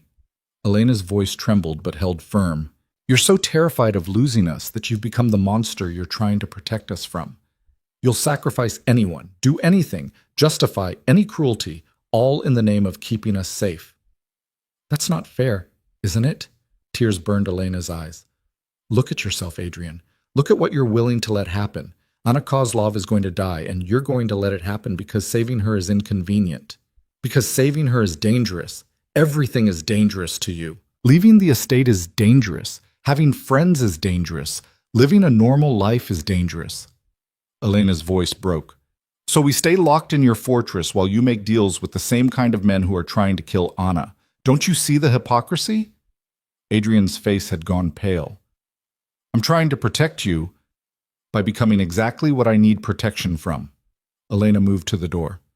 Help Anna or don't. But don't pretend it's about keeping us safe. This is about you being too afraid to do the right thing. She left before he could respond, before tears could fall, before the weight of everything could crush her completely. That night, Adrian didn't come to bed. Elena lay awake nursing Sophia, listening to the sounds of the mansion settling around them. She'd pushed too hard, said things that couldn't be unsaid. But the truth remained. She'd asked Adrian to be brave, and he'd chosen fear. She was beginning to understand that fear could be just as dangerous as cruelty. Near dawn, Elena heard footsteps in the hall. She expected Adrian, but instead Dmitri appeared in the doorway. Miss Elena, Mr. Vasily asked me to give you this. He handed her a sealed envelope and withdrew. Elena opened it with shaking hands. Inside was a single sheet of paper in Adrian's precise handwriting. You're right. I've become what I swore I'd never be, a coward dressed up as a protector. I'm going to help Anna Kozlov. Not because it's safe, not because it's smart, but because you asked me to, and because I need to prove I can still choose courage over fear. I need to prove I'm worthy of the woman who saved my life and the daughter we created. The Petrovs will retaliate. There will be consequences. But I'd rather face them as a man you can respect than hide as one you've learned to fear. Whatever happens next, know that I did this because you showed me who I could be instead of who I've been. I love you, both of you. More than safety, more than empire, more than life, and I'll spend every remaining day proving it. Elena read it twice, 3 times, trying to process the magnitude of what Adrian was promising. He was going to help Anna, knowing the risks, knowing the consequences, because she'd asked him to. Terror and pride warred in her chest. This was exactly what she'd wanted, for Adrian to choose principle over pragmatism, courage over control. But now that he'd agreed, the reality of what it meant hit her with crushing force. The Petrovs would come. Viktor Kozlov would want revenge. Adrian's choice to save Anna could cost them everything. But he was choosing it anyway. Elena clutched the letter to her chest as Sophia nursed, and for the first time since that fevered kiss, she let herself believe that the man she loved might actually be capable of change, even if that change destroyed them both. Adrian worked through the night with a precision that reminded Elena why he'd built an empire from nothing. By dawn, he'd assembled a team, not his usual security personnel, but specialists whose loyalty was bought with the kind of money that ensured absolute discretion. By noon, Anna Kozlov had new documents, a wire transfer to an account in her chosen name, and a one-way ticket to a city where the Petrov reach was minimal. Elena watched from the study doorway as Adrian coordinated the final details, phone pressed to his ear, speaking in rapid Russian to someone on the other end. When he finally hung up, exhaustion lined his face. "It's done," he said quietly. "Anna's on a plane. New identity, enough money to start over, contacts who can help her disappear completely. Victor will notice she's gone. Within hours." Adrian rubbed his eyes. "Which is why we need to be ready for what comes next." Elena's stomach clenched. "What does that mean?" "It means I've poked a hornet's nest and now we wait to see how badly they sting." He crossed to her, hands settling on her shoulders. "I've increased security. Dmitri has orders to treat any unknown approach as hostile, and I've reached out to people who owe me favors, enough to make the Petrovs think twice before they retaliate. But they will retaliate. Probably." Adrian's honesty was brutal. "Victor's not just going to let his wife vanish. He'll investigate. He'll find breadcrumbs leading back to me, and then he'll either come directly or through the Petrovs." Elena's hands shook. "What have we done?" "The right thing." Adrian pulled her close. "For the first time in years, I chose principle over pragmatism. And yes, there will be consequences. But I'd rather face them knowing I became the man you needed me to be." The conviction in his voice steadied her. "I'm sorry I pushed you into this." "Don't." He pressed a kiss to her forehead. "You didn't push. You showed me who I'd become and gave me a chance to be better. Whatever happens next, we face it together." Elena wanted to believe him, wanted to trust that courage would be enough. But fear had already taken root in her chest, whispering that she'd just traded one cage for another. This time built not from Adrian's control, but from the consequences of his choices. The first 3 weeks were deceptively quiet. Anna Kozlov's disappearance made waves in certain circles, but Victor's rage remained contained, focused inward on his own people, trying to determine who'd helped his wife escape. Adrian monitored the situation through his network of contacts, mapping Victor's investigation with clinical detachment. "He's questioning everyone she knew," Adrian reported one evening, reviewing encrypted messages in his office. "Friends, family, the shelter staff. He's thorough, I'll give him that." "Has he connected it to you yet?" "Not directly, but he's getting closer." Adrian's jaw tightened. "One of my intermediaries was sloppy. Used a burner phone that can be traced if Victor has the right resources." Elena's blood ran cold. "How long before he figures it out?" "Days? Maybe a week?" Adrian looked up from the screen, and Elena saw real fear in his eyes. "When he does, he'll come. Not immediately. Victor's smart enough to plan. But he'll come. Then what do? We prepare." Adrian stood crossing to the window that overlooked the estate grounds. "I've been thinking about your words, about becoming the monster I'm trying to protect you from, about how my old methods, intimidation, violence, overwhelming force, just perpetuate the cycle." "Adrian, let me finish." He turned to face her. "I built my empire on being more ruthless than my competitors, more willing to cross lines, to do what others wouldn't. And it worked. But it also made me exactly what you said, someone who only knows how to respond to threats with greater threats." Elena moved to stand beside him. "So what are you saying?" "I'm saying that when Victor comes, I'm not going to meet violence with violence. I'm going to try something I've never attempted before." Adrian's hand found hers. "I'm going to outthink him instead of overpowering him. Find a way to neutralize the threat without becoming the thing Sophia should fear." The promise was beautiful and terrifying. "What if it doesn't work?" "Then I'll do what I have to do to protect you both. But I'm going to try the harder path first." He squeezed her hand. "You asked me to choose courage. This is what courage looks like for me. Restraint instead of retaliation." Elena pressed her face into his shoulder, breathing in cedar and old books, and the scent that meant safety despite everything. I'm scared. So am I. Adrian's arms tightened around her. But we're going to survive this, all three of us, I promise. It was a promise he couldn't guarantee, but Elena let herself believe it anyway. The call came on a Tuesday afternoon while Elena was nursing Sophia in the library. Adrian's phone rang with the specific tone he'd programmed for priority contacts. He answered immediately, his expression going carefully blank as he listened. Where? A pause. How many? Another pause, longer this time. Understood. Keep me updated. He hung up and stood motionless for a moment, staring at nothing. Adrian? Elena's voice came out thin with fear. Victor knows. He turned to face her, and Elena saw the war in his expression. The old Adrian who would meet this threat with overwhelming violence fighting against the man who'd promised restraint. One of his people traced the burner phone. My name came up. He's made inquiries through mutual contacts. What does that mean? It means he's confirming before he acts, making sure he has the right target. Adrian's hands clenched and unclenched. I have maybe 48 hours before he makes his move. Elena's arms tightened around Sophia, who nursed obliviously. What kind of move? Could be anything. Direct assault on the estate, though that's risky given my security. More likely he'll try to grab one of us when we're vulnerable. Use leverage to force a confrontation. Adrian's voice had gone flat, tactical. Or he could go through the Petrovs, let them handle it officially. That would be cleaner. Cleaner? Elena's voice rang. You're talking about our lives like it's a business transaction. Because that's what it is to Victor. Adrian crossed to her, kneeling beside the chair. Elena, I need you to listen carefully. For the next few days, you and Sophia don't leave the estate.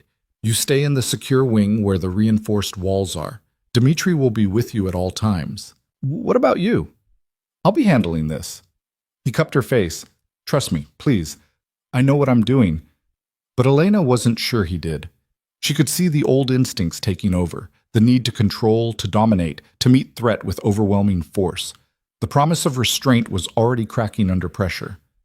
Don't do anything stupid, she whispered. Don't become the monster again. Adrian's eyes closed briefly. I won't. I'll find another way. But the conviction in his voice had wavered. That night, Elena barely slept.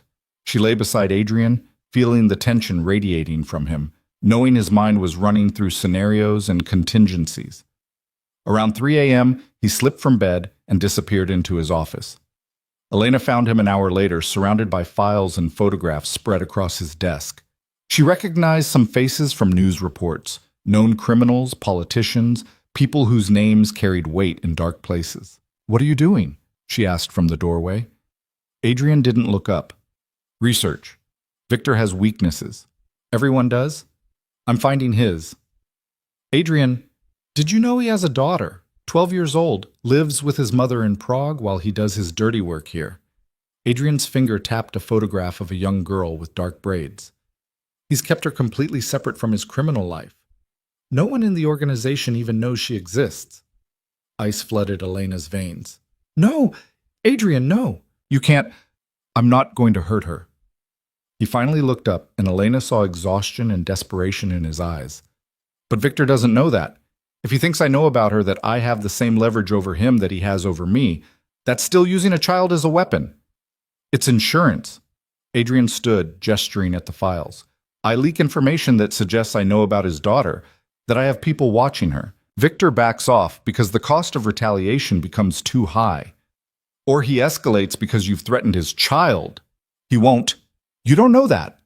Elena's voice rose, and somewhere in the mansion, Sophia began to cry. You're gambling with a little girl's safety, Adrian, making her a target just like Sophia is. How is that any different from what you're supposedly protecting us from?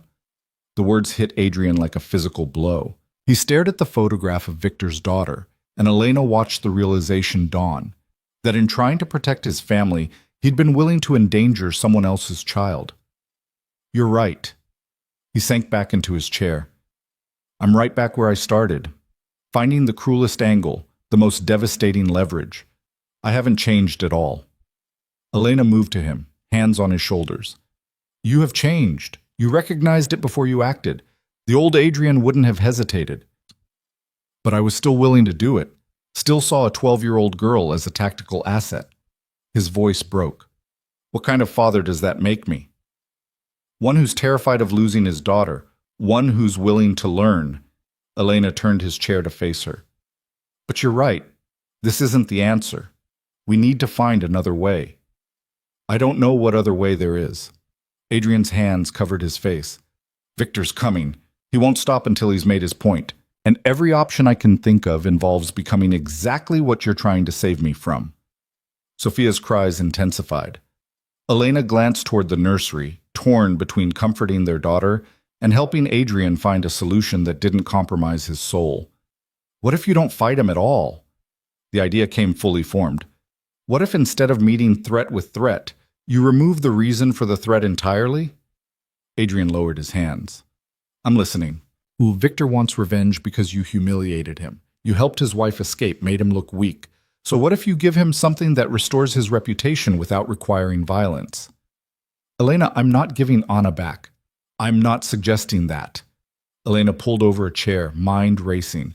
Victor's problem isn't really Anna. She's just the catalyst. His real problem is that he looks like he couldn't control his own household. That makes him appear weak to the Petrovs, which threatens his position. So how does that help us? What if you give him information that makes him look strong instead? Something valuable enough to the Petrovs that they forget about Anna entirely. Adrian's eyes sharpened. You're suggesting I offer Victor a peace offering, something that benefits him more than revenge would. Exactly. You deal in antiquities, which means you have access to things powerful people want. Find something the Petrovs have been searching for. Broker a deal. Give Victor the credit. Let him be the hero who secured it. And in exchange, he lets the Anna situation go. More than that, he owes you. Because you could have destroyed him by revealing his daughter, but instead you helped him advance in his organization. Elena leaned forward. It's not about being stronger, Adrian. It's about being smarter. Turning an enemy into someone who has a vested interest in your survival. Adrian stared at her for a long moment, and Elena could see the idea taking root. The Petrovs have been trying to acquire a specific piece for years. A Byzantine reliquary that's been lost since World War II. I know where it is. The owner owes me a favor. Can you get it? I can get anything if the price is right. A smile ghosted across Adrian's face. Not the predatory expression Elena had learned to fear, but something closer to genuine respect. You're brilliant. Absolutely brilliant. I'm terrified and desperate. There's a difference. No. He pulled her into his lap. You just showed me how to win without becoming the monster. That's not desperation. That's wisdom. Sophia's cries had subsided to whimpers. Elena rested her head on Adrian's shoulder, feeling the tension slowly leave his body as the plan took shape. What if Victor doesn't go for it? She asked quietly. Then I'll find another angle. And another. And another. Adrian's arms tightened around her. But I won't use his daughter. I won't become what I'm fighting against. You have my word. It was the first promise Elena believed completely. The negotiation took 3 days of delicate maneuvering. Adrian reached out through intermediaries, requesting a meeting with Victor on neutral ground. The message was carefully worded. Not a peace offering or an admission of guilt, but a business proposition too valuable to ignore. Victor agreed, though he insisted on bringing 2 of his men.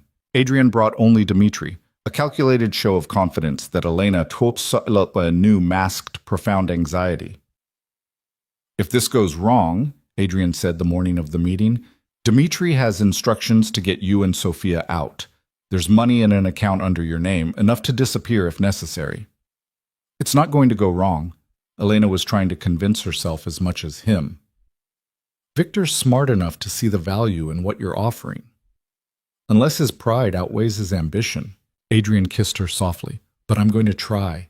For you, for Sophia, for the man I'm trying to become. Elena watched him leave with her heart in her throat, Sophia sleeping peacefully against her chest, blissfully unaware that her father was walking into a meeting that could end in violence. The hours crawled by. Elena tried to distract herself with Sophia, with books. with anything that would keep her mind from imagining worst-case scenarios. Dmitri had left two other guards with her, and their presence was both reassuring and terrifying, a reminder of exactly how dangerous this situation was.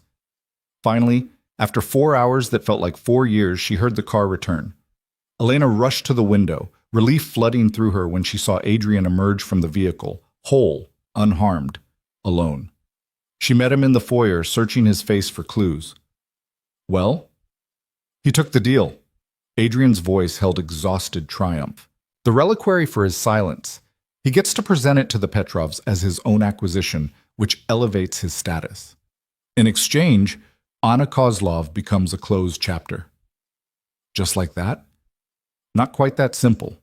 Adrian guided her to the library, waiting until they were alone before continuing. Victor made it clear that this doesn't make us friends. We're not allies. But we're not enemies either. I exist in a space he's choosing to ignore, and as long as I don't interfere in his business again, he'll extend the same courtesy. And if you do interfere, then all bets are off, and the restraint he showed today disappears. Adrian's hand found her face. But I won't interfere. I'm done playing in that world, Elena. The antiquities business, the legitimate side, that's enough. I don't need the underground deals, the dangerous collectors, the constant threat. Elena wanted to believe him, but years of watching people make promises they couldn't keep had made her cautious. You'd really walk away? From everything you've built? I'd walk away from everything for you and Sophia. He pulled her close. This last week showed me something I'd been avoiding. My empire, all the power and money and connections. None of it matters if I lose my family in the process. If I become someone Sophia will someday fear instead of respect. Tears pricked Elena's eyes. You really mean that? With everything I am. Adrian's voice was fierce. I'm going to dismantle the dangerous parts of my business. Keep the legitimate antiquities dealing, the consulting, the restoration work. Build something Sophia can be proud of instead of something she'll have to justify. That's going to take time, and probably cost you relationships.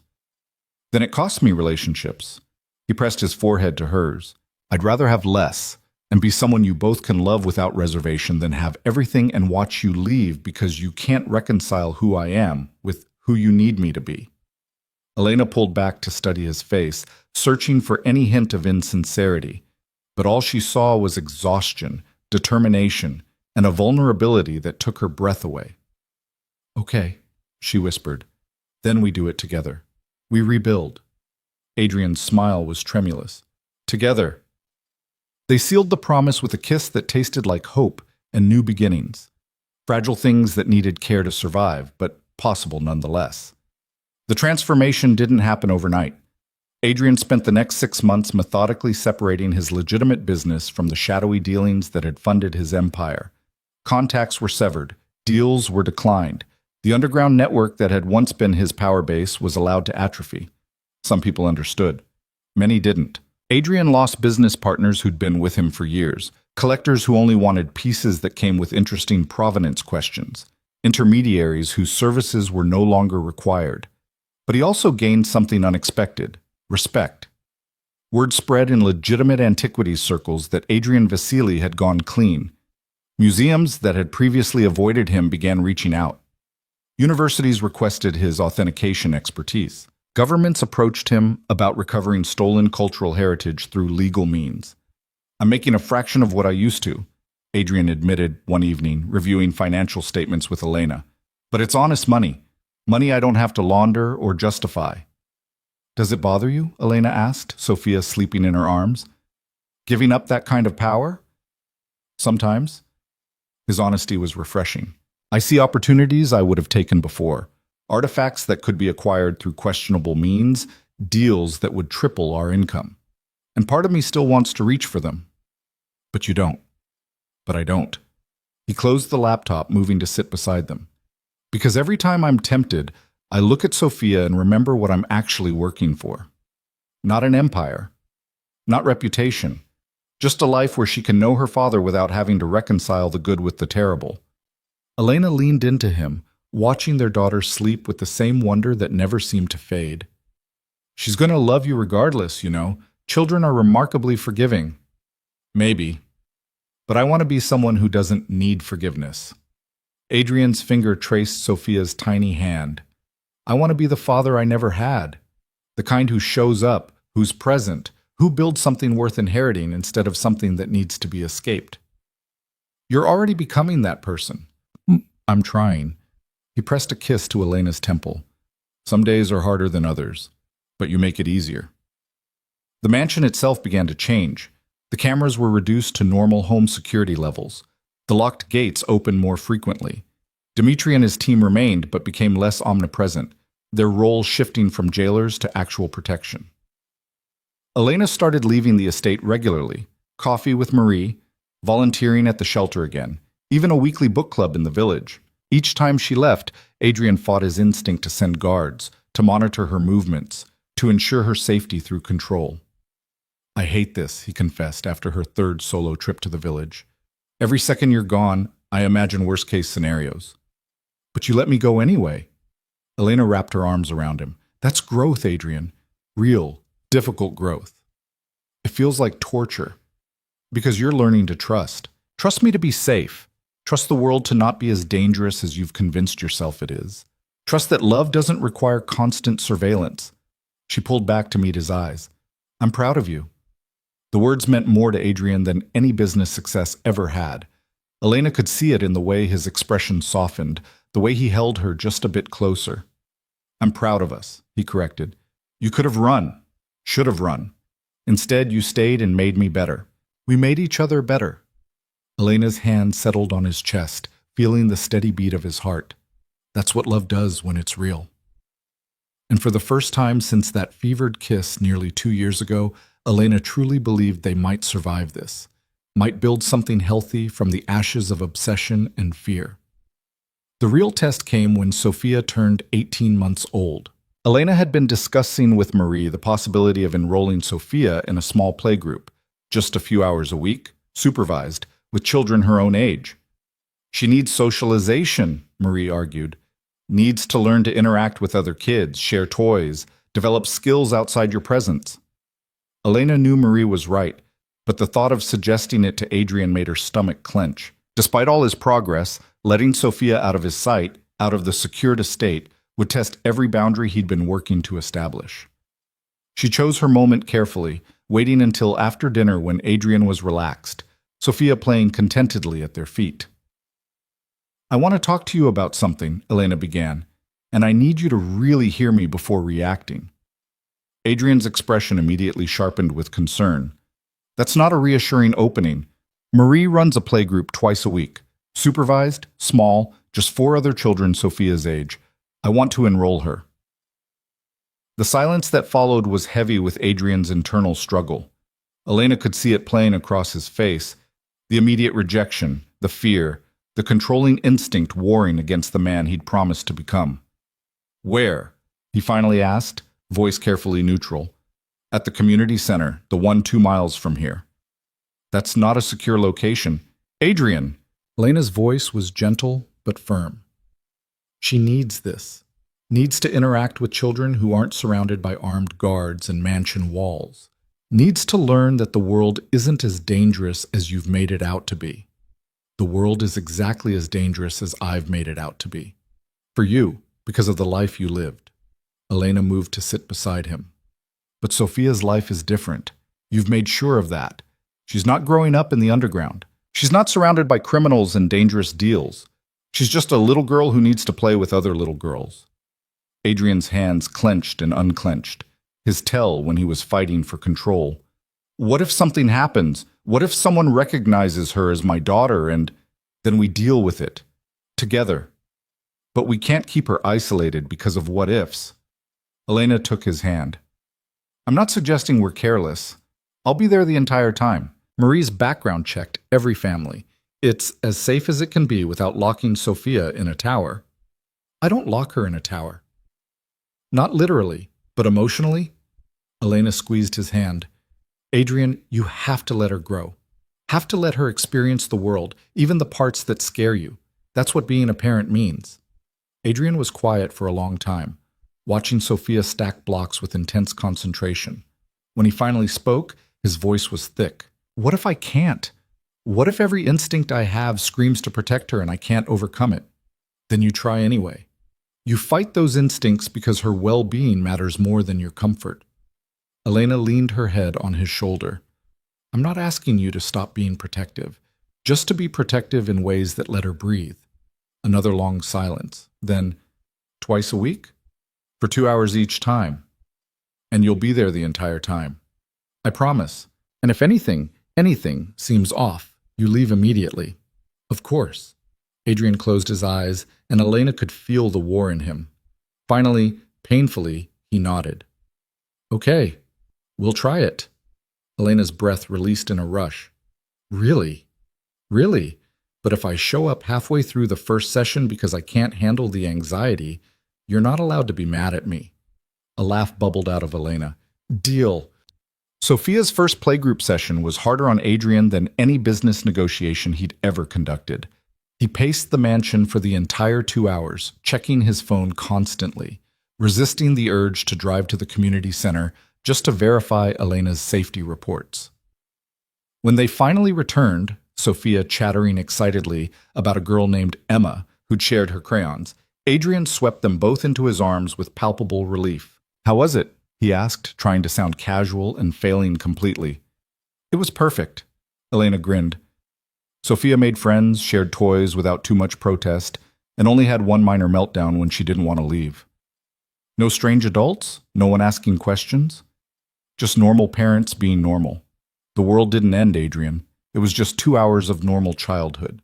He buried his face in Sophia's hair, breathing in the scent of her. I hated every second you were gone. But you let us go anyway. Elena kissed his cheek. That's what matters. Over the following weeks, it became easier. Adrian still struggled with the separation, still fought his protective instincts, but he fought them instead of indulging them, and that made all the difference. The mansion continued its transformation from fortress to home. The library where Elena had once cleaned in isolation became a family space where they read together each evening. The gardens that had felt like a beautiful prison became a place where Sophia chased butterflies under her parents' watchful but no longer smothering eyes. Slowly, almost imperceptibly, the cage that had defined their relationship began to dissolve. One evening, nearly 2 years after that first fevered kiss, Elena found Adrian in the study where he'd once monitored her every move through security feeds. The screens were dark now, the surveillance reduced to normal home security. What are you doing? She asked, noticing the papers spread across his desk. Restructuring my will. Adrian looked up with a slight smile. Making sure that if anything happens to me, you and Sophia are protected but not trapped. The estate goes into a trust that you control. No obligations to continue my business, no expectations that you'll maintain relationships with my former associates, just resources to build whatever life you choose. Elena's throat tightened. Why are you thinking about this now? Because I'm finally at peace enough to consider my mortality without panic. He stood, crossing to her.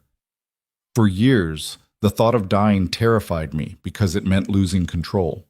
But now, if I died tomorrow, I'd die knowing I gave you and Sophia the best version of myself I could manage.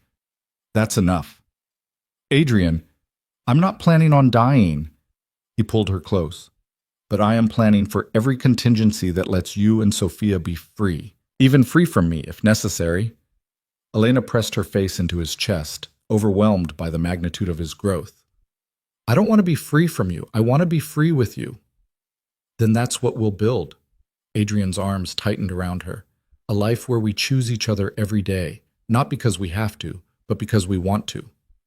Where Sophia grows up understanding that love is about trust and respect, not control and possession.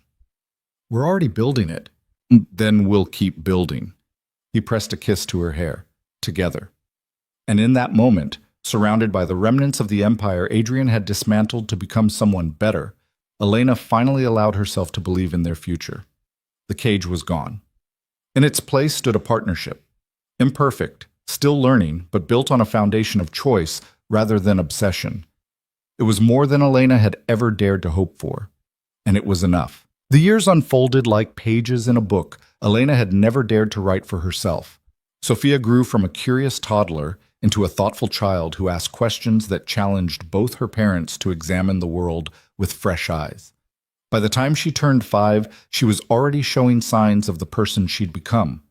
Fiercely independent like her mother, strategically minded like her father, but with a compassion that belonged entirely to herself. "Why do some people have more than others?" she asked one evening at dinner, her blue eyes, so like Adrian's, fixed on her father with uncomfortable intensity. Elena watched Adrian carefully formulate his response, knowing that this moment mattered, that how he answered would shape Sophia's understanding of wealth, power, and responsibility. "Because the world isn't fair," Adrian said finally. "Some people are born with advantages, others have to fight for everything they get, and some people use their advantages to take from those who have less." "Which one are you?" The question hung in the air like a challenge. Adrian's hand found Elena's under the table, squeezing once before releasing. "I was born with some advantages," he admitted. "Education, connections, the kind of privilege that opens doors. But I also took things I shouldn't have, made choices I'm not proud of, built wealth in ways that hurt people, even if I didn't see them directly." Sophia absorbed this with the seriousness of someone far older than 5. "But you're different now." "I'm trying to be. Your mother showed me that having power means nothing if you use it to hurt others, that real strength comes from helping people, not controlling them." Adrian's gaze shifted to Elena, and she saw the love and gratitude there, still fierce after all these years, but tempered now with respect. "She saved me from becoming someone you'd be ashamed to call father." I wouldn't be ashamed." Sophia's voice was certain. "You're good now." "I'm better," Adrian corrected gently. "Still learning, still making mistakes, but trying every day to be someone worthy of you and your mother." Elena's throat tightened with emotion. This version of Adrian, the one who could admit fault to his daughter, who could acknowledge his ongoing growth, was so far removed from the man who'd kissed her in fever and declared her his that sometimes she could barely reconcile them. "So what do we do?" Sophia pressed. "With our more?" Adrian smiled, and it reached his eyes in a way that still made Elena's heart skip. "We share it, use it to help people who need it. That's why we started the foundation, remember?" The Vasily Foundation had been Adrian's idea, launched 2 years after Anna Kozlov's escape. It focused on 3 areas: protecting cultural heritage through legal means, supporting domestic violence survivors, and providing educational opportunities for children from disadvantaged backgrounds. Elena served as co-director, using her experience from the shelter to guide their advocacy work. "I remember," Sophia nodded solemnly. "We help people escape bad situations. And we help them build new lives after," Elena added. "So they don't just survive, they thrive." The foundation had become Adrian's redemption and Elena's purpose, a tangible way to transform the empire he'd dismantled into something that created rather than consumed. They'd helped dozens of women like Anna disappear safely, funded scholarships for hundreds of students, and recovered stolen artifacts that were returned to their countries of origin.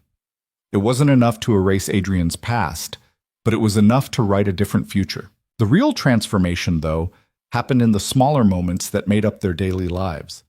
Adrian had learned to let Elena travel for the Foundation's work, fighting his protective instincts each time she boarded a plane. Elena had learned to recognize when Adrian's control issues were genuinely about safety versus when they were about fear, and to address both with patience instead of defensiveness. They'd learned to fight productively, to argue without cruelty, to disagree without destruction, to emerge from conflict closer rather than more distant. It hadn't been easy, and there were setbacks that sometimes felt like returning to old patterns, but they always came back to the promise they'd made, to choose each other freely, every single day. "Do you ever regret it?" Elena asked one night after Sophia was asleep, lying beside Adrian in the bed where everything had begun.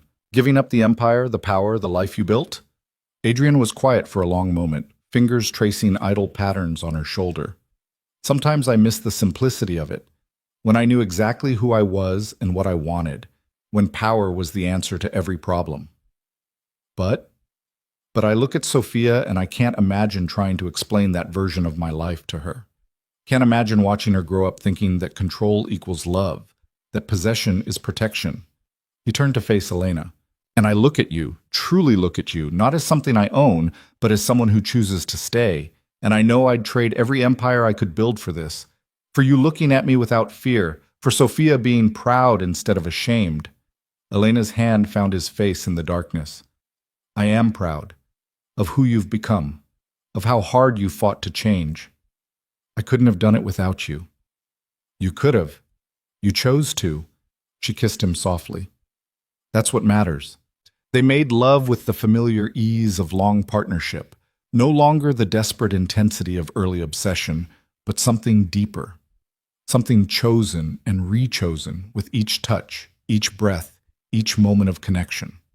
Afterward, wrapped in comfortable silence, Adrian's voice came quiet. Marry me. Elena's breath caught. What? Marry me. Not because you're trapped, not because of Sophia, not because I'm demanding it. He propped himself up on one elbow, and even in darkness, Elena could see the vulnerability in his expression. Marry me because you want to, because choosing me once wasn't enough. You want to keep choosing me for the rest of your life. Adrian, I know I asked before, years ago, after Sophia was born, and you said yes because you felt you had to, because the cage was still there, and saying no felt impossible. His hand found hers. But the cage is gone now, Elena. You could leave tomorrow and I'd help you pack. Would make sure you and Sophia had everything you needed. Would let you go because that's what love actually means. Tears pricked Elena's eyes. I know. So I'm asking again. Not as a claim, not as possession, as a question that you're completely free to answer honestly. Adrian's voice trembled slightly. Will you marry me? Will you choose this partnership, this life, this difficult, beautiful thing we've built together? Elena had known this moment was coming, had felt it building over the past year as their relationship evolved from survival to genuine partnership. She'd thought carefully about what her answer would be, had examined her own heart with brutal honesty. Yes, she whispered, not because I have to, because I want to, because you've proven every day that love doesn't have to be a cage, because I choose you, Adrian Vasily. I choose us. The kiss that followed tasted like promise and possibility, like everything they'd fought for and everything they'd become. When they finally pulled apart, Adrian was smiling through tears. I'm going to do this right, not a quiet courthouse ceremony that feels like hiding. A real wedding. Your friends, our family, everyone who matters seeing us choose each other. That sounds perfect. And I want Sophia involved. Want her to understand that this isn't about obligation or tradition. It's about two people choosing partnership because it makes them better. Adrian's hand settled on Elena's cheek. Want her to see what love looks like when it's healthy. Elena pressed into his touch. She already sees that. Every day. In how we treat each other, how we fight and make up, how we build this life together. Then let's make it official. Adrian's smile turned mischievous, though I reserve the right to be nervous about giving a speech in front of everyone we know. The man who once negotiated with Russian crime families is nervous about a wedding speech? Completely different skill set. His expression sobered. I'm nervous about standing in front of everyone and admitting how close I came to losing you, how badly I almost destroyed the best thing that ever happened to me, how much work it took to become someone worthy of your choice. Then don't focus on the almost. Elena's fingers threaded through his hair. Focus on what we became instead. That's the story worth telling. They planned the wedding for late spring, when the estate's gardens would be in full bloom. Elena insisted on keeping it relatively small, just close friends, the foundation staff who'd become family, and a few of Adrian's legitimate business associates who'd supported his transformation. Marie stood as maid of honor, having watched Elena's journey from desperate housekeeper to confident partner with knowing approval. I worried about you, Marie admitted during dress shopping. When you first told me about him, about the pregnancy, I thought you were making the same mistake so many women make, loving someone dangerous and calling it romance. I was, Elena said honestly. For a while, the line between love and obsession was so blurred I couldn't tell where one ended and the other began. But you found your way out. We found our way out together. Elena studied her reflection in the simple but elegant dress she'd chosen. He could have kept building that cage, could have used Sophia as leverage to keep me trapped. Instead, he tore it down piece by piece, even when it terrified him. Marie's hand squeezed her shoulder. That's real love, the kind that chooses the other person's freedom, even when it costs you everything. The observation stayed with Elena as the wedding approached. This wasn't just a ceremony, it was a public declaration that they'd survived the worst of themselves and chosen something better. Sophia took her role as flower girl with characteristic seriousness, practicing her walk down the aisle with intense concentration. At 6 years old, she was old enough to understand the significance of the day, even if she couldn't fully grasp the journey that had led to it. "Are you nervous?" she asked Elena the morning of the wedding. Elena smiled, adjusting Sophia's flower crown. "A little, but in a good way." "Because you're choosing Daddy?" "Because we're choosing each other, and choosing to build a family where love means freedom, not control." Elena knelt to Sophia's level. "Do you understand what that means?" Sophia's brow furrowed in thought. "It means you're staying because you want to, not because you have to." "Exactly." Elena's heart swelled. "And it means that when you're older, we'll teach you that love should never make you feel trapped, that the right person will make you feel more yourself, not less. Like Daddy makes you feel. Like Daddy learned to make me feel. It wasn't always that way, but he worked very hard to change. And that's what real love does. It changes you, but in ways that make you better." Sophia absorbed this with her usual gravity, then threw her arms around Elena's neck. "I'm glad you're marrying him. He's happier when you're around." Elena held her daughter close, breathing in the scent of her and marveling at the miracle of this small person they'd created. "I'm happier when both of you are around." The ceremony took place in the estate gardens under a canopy of flowering trees. Elena walked down the aisle alone, a deliberate choice, symbolizing that she came to this marriage of her own free will, not given by anyone. Sophia preceded her, scattering petals with careful precision while guests smiled at her seriousness, and at the end of the aisle stood Adrian. He looked devastatingly handsome in a tailored suit, but it was his expression that made Elena's breath catch. Raw vulnerability and fierce love, and the kind of joy that came from something hard won. When their eyes met, she saw tears tracking down his face. Elena reached him and took his offered hands, feeling them tremble slightly. "You came," he whispered, so quietly only she could hear. "I chose to come," she corrected. "That's the difference." The ceremony was simple but profound. They'd written their own vows, and when Adrian's turn came, his voice was steady despite the emotion clear in his eyes. "Elena, 7 years ago you walked into my room during a storm and saved my life in ways I didn't understand then. You could have run from the man I was, the one who confused possession with love, control with protection. Instead, you stayed and showed me what it meant to truly love someone, to want their happiness more than their presence, to choose their freedom even when it terrified me." He paused, collecting himself. "You taught me that real strength isn't about control. It's about restraint. That power means nothing if it's used to cage the people you love. You transformed me, challenged me, refused to let me become the monster I was so close to being." His hands tightened on hers. "Today I stand before everyone who matters and promise, I will never take your choice for granted. I will never use our daughter as leverage. I will fight my worst instincts every day to be worthy of the trust you place in me. I will love you by setting you free and trusting you'll choose to stay. Not because you have to, but because we build something together that's worth choosing." Elena's turn came next, and she had to blink back tears before she could speak. "Adrian, when I met you, I was invisible. I'd learned to move through life without leaving a mark, convinced that safety meant never being seen. You saw me anyway. And yes, at first that was terrifying. Your intensity, your focus, the way you wanted to consume everything you touched." She squeezed his hands. "But you learned. You fought against every instinct that told you to cage me, and instead you chose to trust, to let me breathe, to become someone who loved me by letting me be free." She smiled through tears. "You're not perfect. You still struggle with control sometimes. You still want to protect me from every possible harm, but you fight it. You choose growth over comfort. You prove every day that people can change if they want it badly enough. Today I choose you, not because I'm trapped, not because we have a daughter, but because you've proven that love can be transformative without being destructive. That partnership can exist without possession."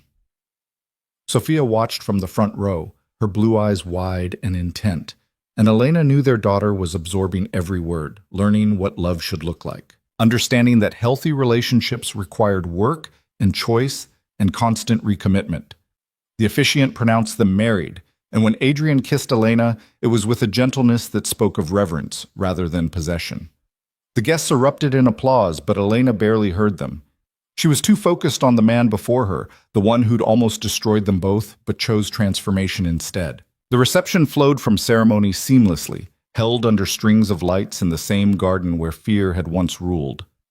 Elena watched Adrian dance with Sophia, lifting her high and spinning until she shrieked with laughter and felt her heart overflow. "They're beautiful together," Marie observed, appearing at Elena's elbow with champagne. "They really are." Elena accepted the glass. "Sometimes I can barely believe we made it here, that we survived everything and came out whole." You did more than survive. You transformed each other." Marie clinked her glass against Elena's. "That's the real victory. Not just escaping the cage, but dismantling it completely and building something healthy in its place."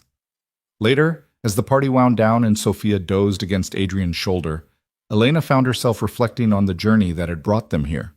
The fevered kiss that started everything. The pregnancy that had threatened to trap her. The moment she'd demanded he choose courage over violence. The slow, painful work of rebuilding trust. It hadn't been easy. There had been setbacks and fights and moments when Elena had genuinely wondered if leaving would be easier than staying and doing the work. But they'd persisted, and in persisting, they'd proven that love could evolve from obsession into partnership if both people were willing to change. "What are you thinking about?" Adrian asked, shifting Sophia's weight carefully. "Everything. How far we've come, how different this is from what I imagined 7 years ago." "Better or worse?" Elena considered the question seriously. "Different. Harder in some ways. Change always is. But better because it's real. Because we chose it instead of falling into it." Adrian's free arm wrapped around her waist. "I would have lost you if I hadn't learned to let go. I know that now. The tighter I held, the more I pushed you away." "But you learned. That's what matters." "I'm still learning." His voice held the vulnerability she'd learned to love, the acknowledgement that he wasn't finished growing, that transformation was ongoing. "There are still days I want to lock the gates and keep you both safe from everything. Still moments when control feels easier than trust." "I know, but you choose trust anyway." Elena pressed into his side. "That's the difference between who you were and who you are." They stood together in the garden as night deepened around them, their daughter sleeping peacefully between them. Around them, the estate that had once been a prison had transformed into a home, a place of choice rather than confinement. The years that followed the wedding unfolded with the kind of ordinary magic that came from genuine partnership. Adrian's legitimate antiquities business flourished as his reputation for ethical dealing spread. Museums and universities sought his expertise. Governments hired him to recover stolen cultural heritage. The foundation expanded its reach, helping more women escape dangerous situations and funding education for hundreds of children. Elena found her calling in advocacy work, using her own story, carefully edited for Sophia's sake, to speak about the complexities of domestic violence, the blurred lines between protection and possession, and the possibility of transformation. She became a voice for women who saw themselves in her journey, who understood that leaving wasn't always possible, but surviving was. And Sophia grew into exactly the kind of young woman Elena had hoped to raise. By the time she turned 16, Sophia had developed a fierce passion for ethical archaeology. She spent summers volunteering at excavation sites, learning proper preservation techniques, and arguing passionately for the return of colonial-era artifacts to their countries of origin. "You're lecturing a room full of academics 3 times your age," Adrian observed one evening after watching Sophia present at a foundation event. "Where did this confidence come from?" "From watching you become someone who admits when he's wrong," Sophia replied matter-of-factly. "And from Mom showing me that speaking truth is more important than being comfortable." Elena watched the exchange with pride and bittersweet awareness that their daughter was becoming her own person, someone who would soon make her own choices, forge her own path, possibly make her own mistakes. "She's going to change the world," Adrian said later, after Sophia had gone to bed. "She already is." Elena settled against him on the couch in the library, the same room where she'd once cleaned in invisible silence. But not by controlling it, by challenging it, by demanding better. "I wonder where she learned that." Adrian's tone was wry. From both of us. You showed her what it looks like to change. I showed her why change matters. Elena's hand found his. Together, we gave her a foundation built on honesty instead of illusion. The conversation they'd been avoiding finally came when Sophia turned 17 and began researching universities abroad. I want to apply to Oxford, she announced over dinner. Their archaeology program is one of the best in the world. Elena watched Adrian's face carefully, knowing this moment would test everything he'd learned. Oxford meant Sophia would be thousands of miles away, beyond his protection, living a life he couldn't monitor or control. That's a fantastic program, Adrian said slowly, and Elena could hear the effort in his voice. Competitive, but you have the credentials. You're not going to argue against it? Would it matter if I did? Sophia's eyes, so like her father's, sparkled with challenge. Not really, but I expected at least token resistance.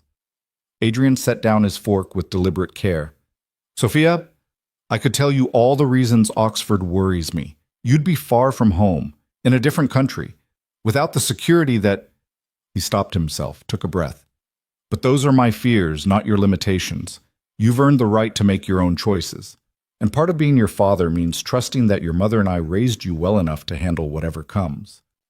Even if it means letting me be vulnerable? Even then.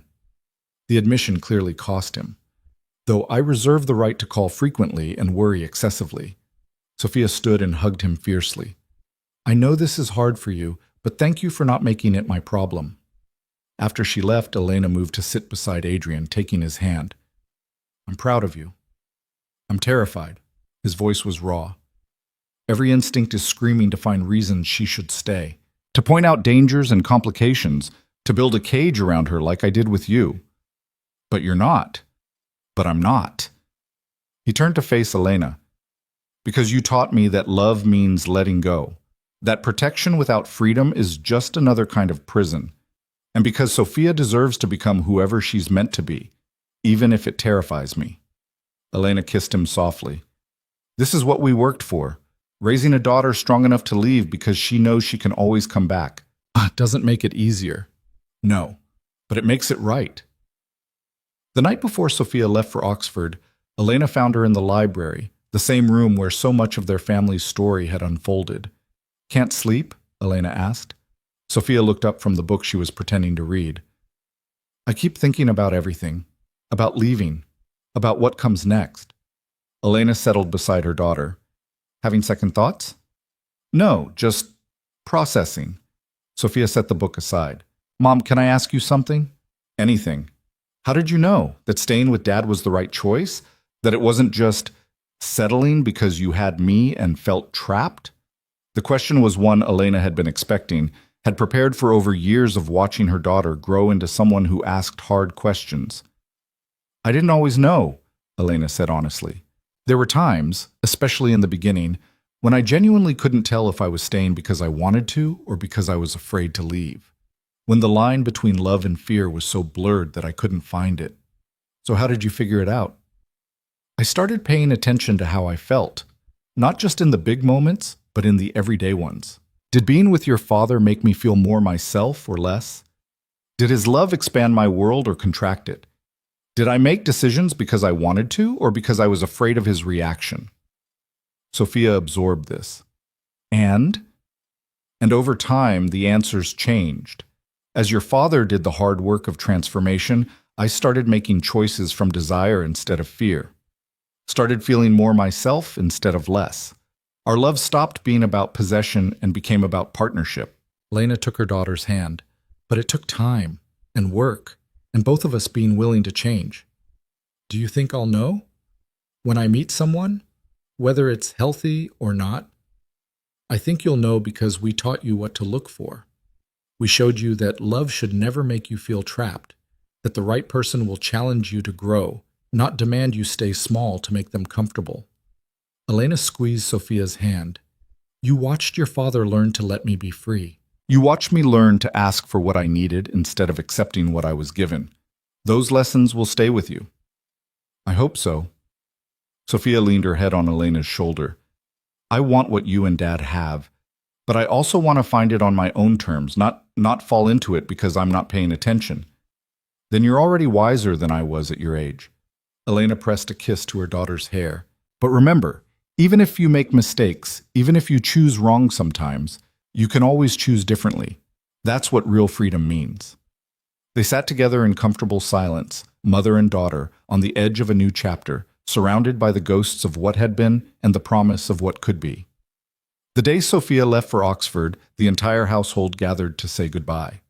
Adrian held himself together through the packing, the last-minute checks, the drive to the airport. But when it came time for Sophia to go through security, Elena saw his composure crack. "Be safe," he said, voice rough. "Call when you land. And remember." "I know, Dad." Sophia hugged him fiercely. "You're proud of me. You trust me. You'll worry anyway. I love you too." She pulled back and Adrian cupped her face with heartbreaking gentleness. "You are the best thing I've ever created. Better than any empire, any deal, any achievement. You and your mother, you're everything that matters." "We'll still be here when you come back," Sophia said gently. "This isn't goodbye forever, just goodbye for now." "I know, doesn't make it easier." Sophia turned to Elena, and mother and daughter held each other for a long moment. "Thank you," Sophia whispered, "for staying, for fighting, for showing me what love looks like when it's healthy." Elena's throat tightened.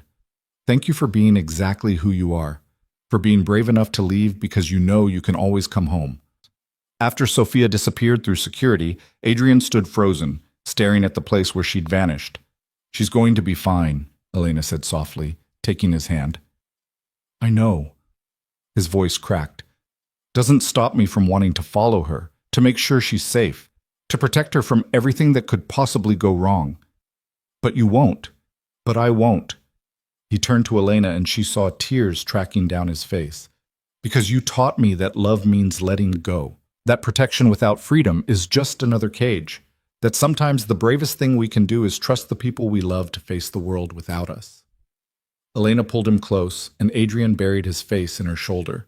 They stood together in the airport, two people who'd survived their own worst instincts and built something beautiful from the wreckage. "We did good," Elena murmured. "She's strong and smart and kind. She knows what healthy love looks like. We gave her everything she needs to navigate the world. I just wish we could navigate it for her." "I know, but that's not our job anymore. Our job is to trust that we raised her well enough to do it herself."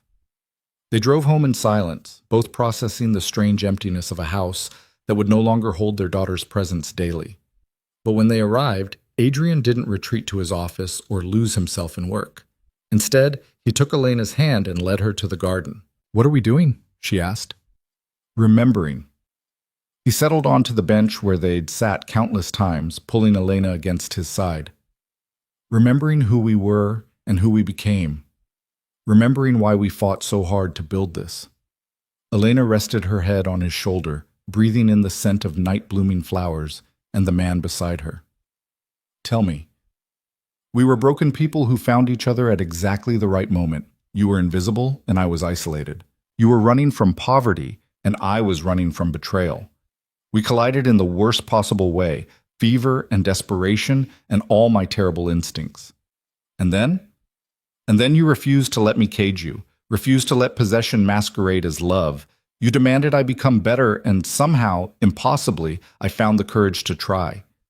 Adrian's arm tightened around her. "You saved me, Elena. Not just that night during the storm, but every day after. You saved me from myself. We saved each other." Elena's hand found his over her shoulder. "I was drowning in invisibility, and you made me visible. I was afraid of my own desires, and you taught me it was okay to want things. Yes, you had to learn restraint, but I had to learn assertion.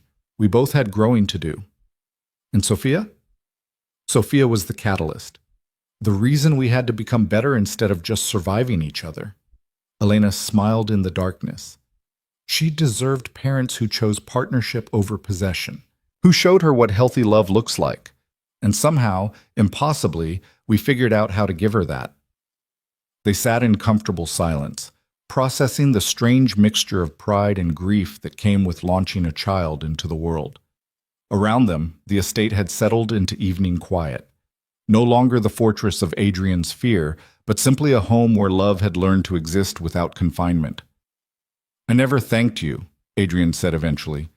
"For what?" "For staying, for fighting, for refusing to accept the cage I was building." His voice was thick with emotion. "You could have run so many times. Should have run. But you stayed and demanded I become worthy of that choice. I never thanked you for believing I could change before I believed it myself." Elena turned to face him, hands framing his face in the moonlight. "You're welcome.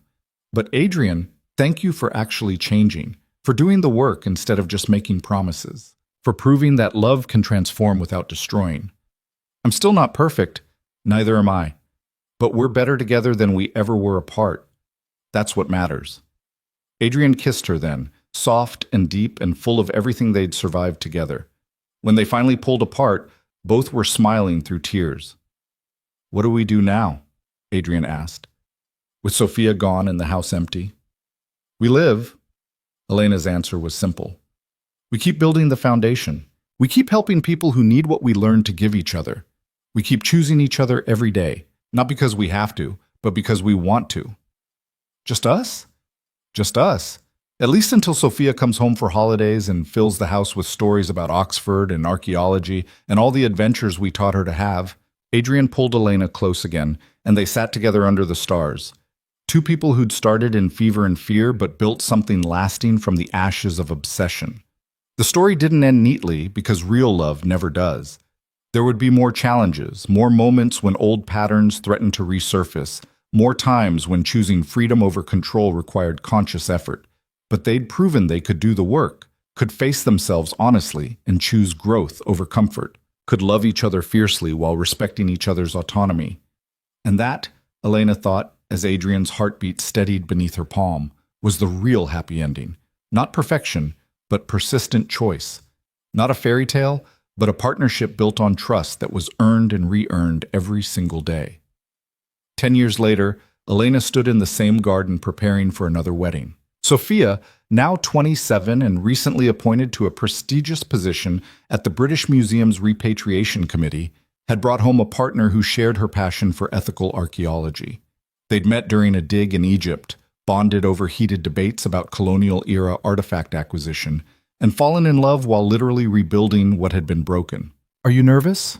Elena asked her daughter as they prepared in the same room where Elena had dressed for her own wedding years ago. "Terrified." Sophia's smile was radiant, but in the good way, the "I'm choosing something incredible" way. Elena's throat tightened with pride and bittersweet awareness of time's passage. "You're sure? Absolutely certain this is what you want?" "More certain than I've ever been about anything." Sophia met her mother's eyes in the mirror. "I watched you and Dad build something real from something that started terribly. You showed me what it looks like when two people choose each other, even when it's hard. When love means work instead of just feeling. And that's what you have with Jordan? That's what we're building." Sophia turned to face Elena directly. "We've already had the hard conversations about boundaries and expectations, about what happens when life gets difficult, about how to fight fair and choose each other even when we're angry. You and Dad taught me those conversations matter more than romance." Elena pulled her daughter close, breathing in the scent of her and marveling at the woman she'd become. "I'm so proud of you, not just for choosing well, but for knowing what questions to ask before choosing." "I learned from the best." Sophia pulled back with a mischievous smile. "Even if your beginning was a disaster, especially because our beginning was a disaster, it taught us what not to do, what patterns to break, what love shouldn't look like so we could figure out what it should." Downstairs, Adrian was attempting to give Sophia's partner the traditional father talk with limited success. "I'm not good at this," he admitted to Jordan, who watched with patient amusement. "The whole protective father routine. My instinct is to threaten violence if you hurt my daughter, but Elena's worked very hard to teach me that's inappropriate." Jordan laughed. "I appreciate the restraint. But I'm going to say this." Adrian's voice turned serious. "Sophia is strong and brilliant and deserves someone who will love her by setting her free, who will challenge her to grow instead of demanding she stay small, who will choose her happiness over their own comfort every single time." "That's my intention." "Good, because she learned from watching her mother demand exactly that from me. And if you can't give it, she won't hesitate to leave. Adrian's smile held genuine warmth. Learn from my mistakes. Choose trust over control. Love her by letting her be entirely herself. I will, but I have a question. Ask. Was it worth it? The work of transforming? All the years of fighting your instincts and learning to let go? Adrian looked across the garden to where Elena emerged with Sophia, both women radiant in the afternoon light. His eyes found his wife's, and even after all these years, Elena felt the impact of his gaze like a physical touch, not possessive now, but full of chosen devotion. Every second, Adrian said quietly. Every difficult moment, every time I had to choose restraint over control, every instance of trusting when fear screamed otherwise, absolutely worth it, because the alternative was losing them, and they're worth more than any empire I could have built. The ceremony was simple and joyful, full of laughter and tears and the kind of love that came from genuine partnership. Elena watched Sophia and Jordan exchange vows they'd written together, promises built on honesty and mutual respect, and felt the weight of her own journey settle into something like peace.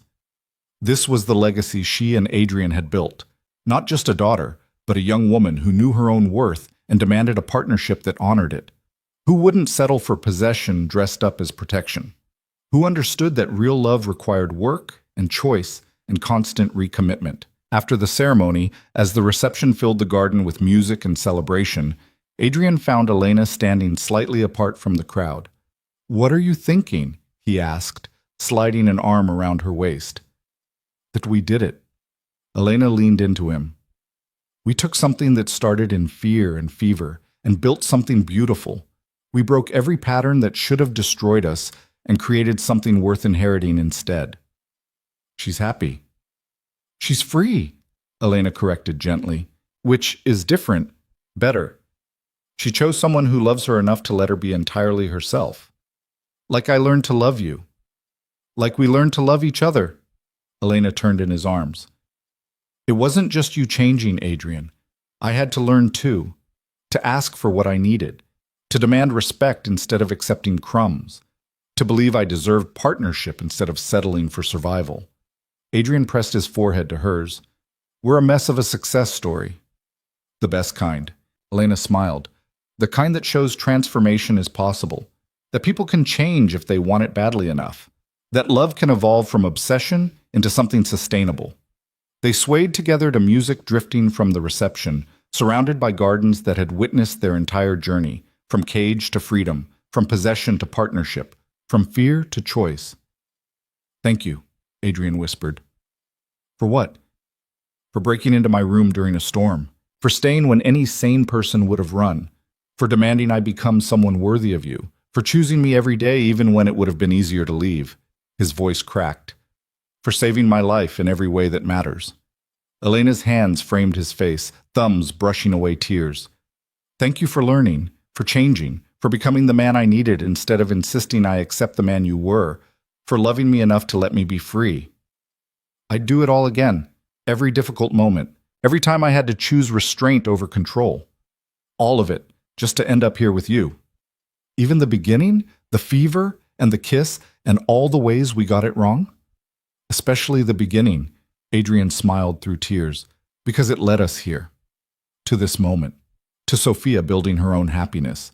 To us choosing each other after knowing exactly what that choice means." Elena kissed him softly, tasting salt and promise and the accumulated years of choosing each other through everything. When they pulled apart, both were smiling. "Come on," Elena said, taking his hand. "Our daughter's waiting to dance with her father, and I believe you promised to embarrass her with your emotional speech." "I promise no such thing." "You're going to cry. You always cry at meaningful moments now. That's your fault. You made me develop emotions beyond rage and possessiveness." Elena laughed, pulling him toward the reception.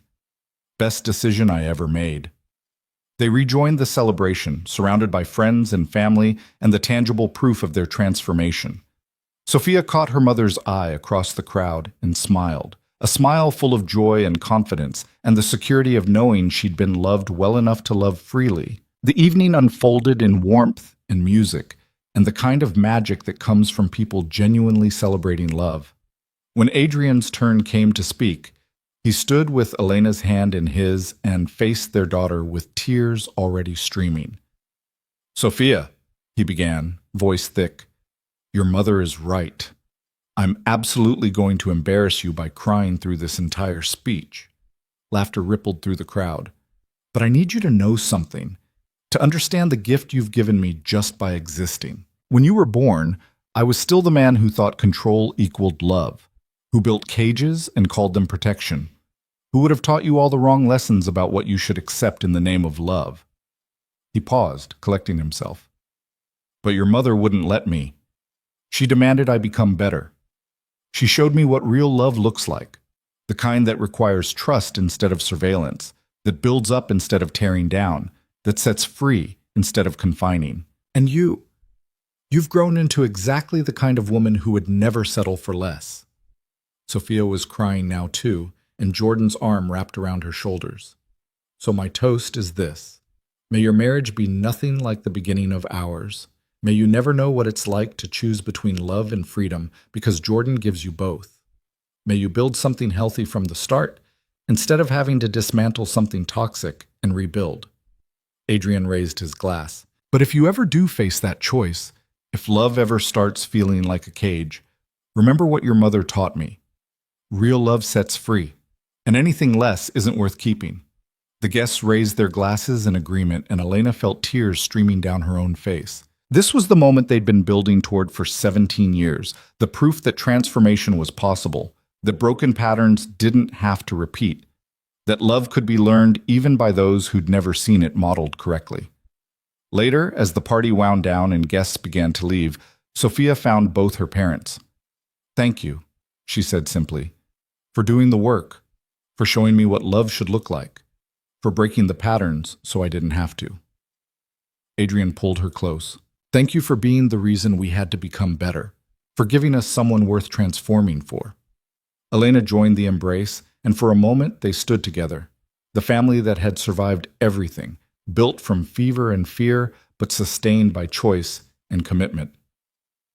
When Sophia finally left to rejoin Jordan, Elena and Adrian remained in the garden as stars emerged overhead.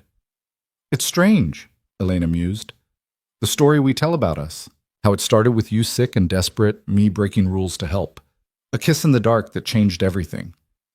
You make it sound romantic. It was a disaster." "It was both." Elena settled against his side. "A beautiful disaster that became something real because we refused to let it destroy us." Adrian was quiet for a moment, then, "If you could go back, knowing everything that would happen, all the pain and fear and work, would you still break into my room that night?" Elena didn't hesitate. "Every time, because yes, it was hard. Yes, we both made terrible choices. Yes, there were moments I genuinely thought we wouldn't survive. But look what we built. Look at Sophia and the woman she became. Look at us and the partnership we created from absolutely nothing. No regrets? Only that I didn't demand better sooner, that I let fear keep me silent when I should have spoken up." Elena tilted her head to look at him. "What about you?" "I regret every moment I made you feel trapped, every time I chose control over trust, every instance where I thought possession was protection." Adrian's arms tightened around her. "But I don't regret the journey, because it brought us here, to this moment, to a life where you choose me freely instead of staying out of fear." They sat together in the darkness, wrapped in each other, and the weight of their shared history. Around them, the estate had fully transformed from fortress to home, from cage to sanctuary, from the place where fear ruled to the place where love chose to stay. "I love you," Elena said quietly. "Not despite who you were, but because of who you became. Because you proved that people can change. That obsession can transform into partnership. That love doesn't have to be a cage." "I love you," Adrian replied, "for refusing to accept less than I was capable of giving, for demanding I become someone worthy of your choice, for staying through everything and making me believe in transformation." The words settled between them like a benediction, like the final piece of a story that had started in desperation but ended in deliberate choice. They didn't know then that they'd spend the next 20 years continuing to choose each other through illness and triumph, loss and celebration, all the ordinary and extraordinary moments that made up a life. Didn't know that Sophia would give them grandchildren who would hear the edited version of how Elena and Adrian met, the fever and the kiss, but not the fear and the cage. Didn't know that in their final years, when age had softened them both, Adrian would still reach for Elena's hand in the darkness and whisper, "Thank you for saving me in every way that matters." All they knew in that moment was that they'd survived, that love hadn't destroyed them, it had transformed them, that the cage was gone, replaced by something infinitely more precious, the daily choice to stay because they wanted to, not because they had to. And that ultimately was the only ending that mattered.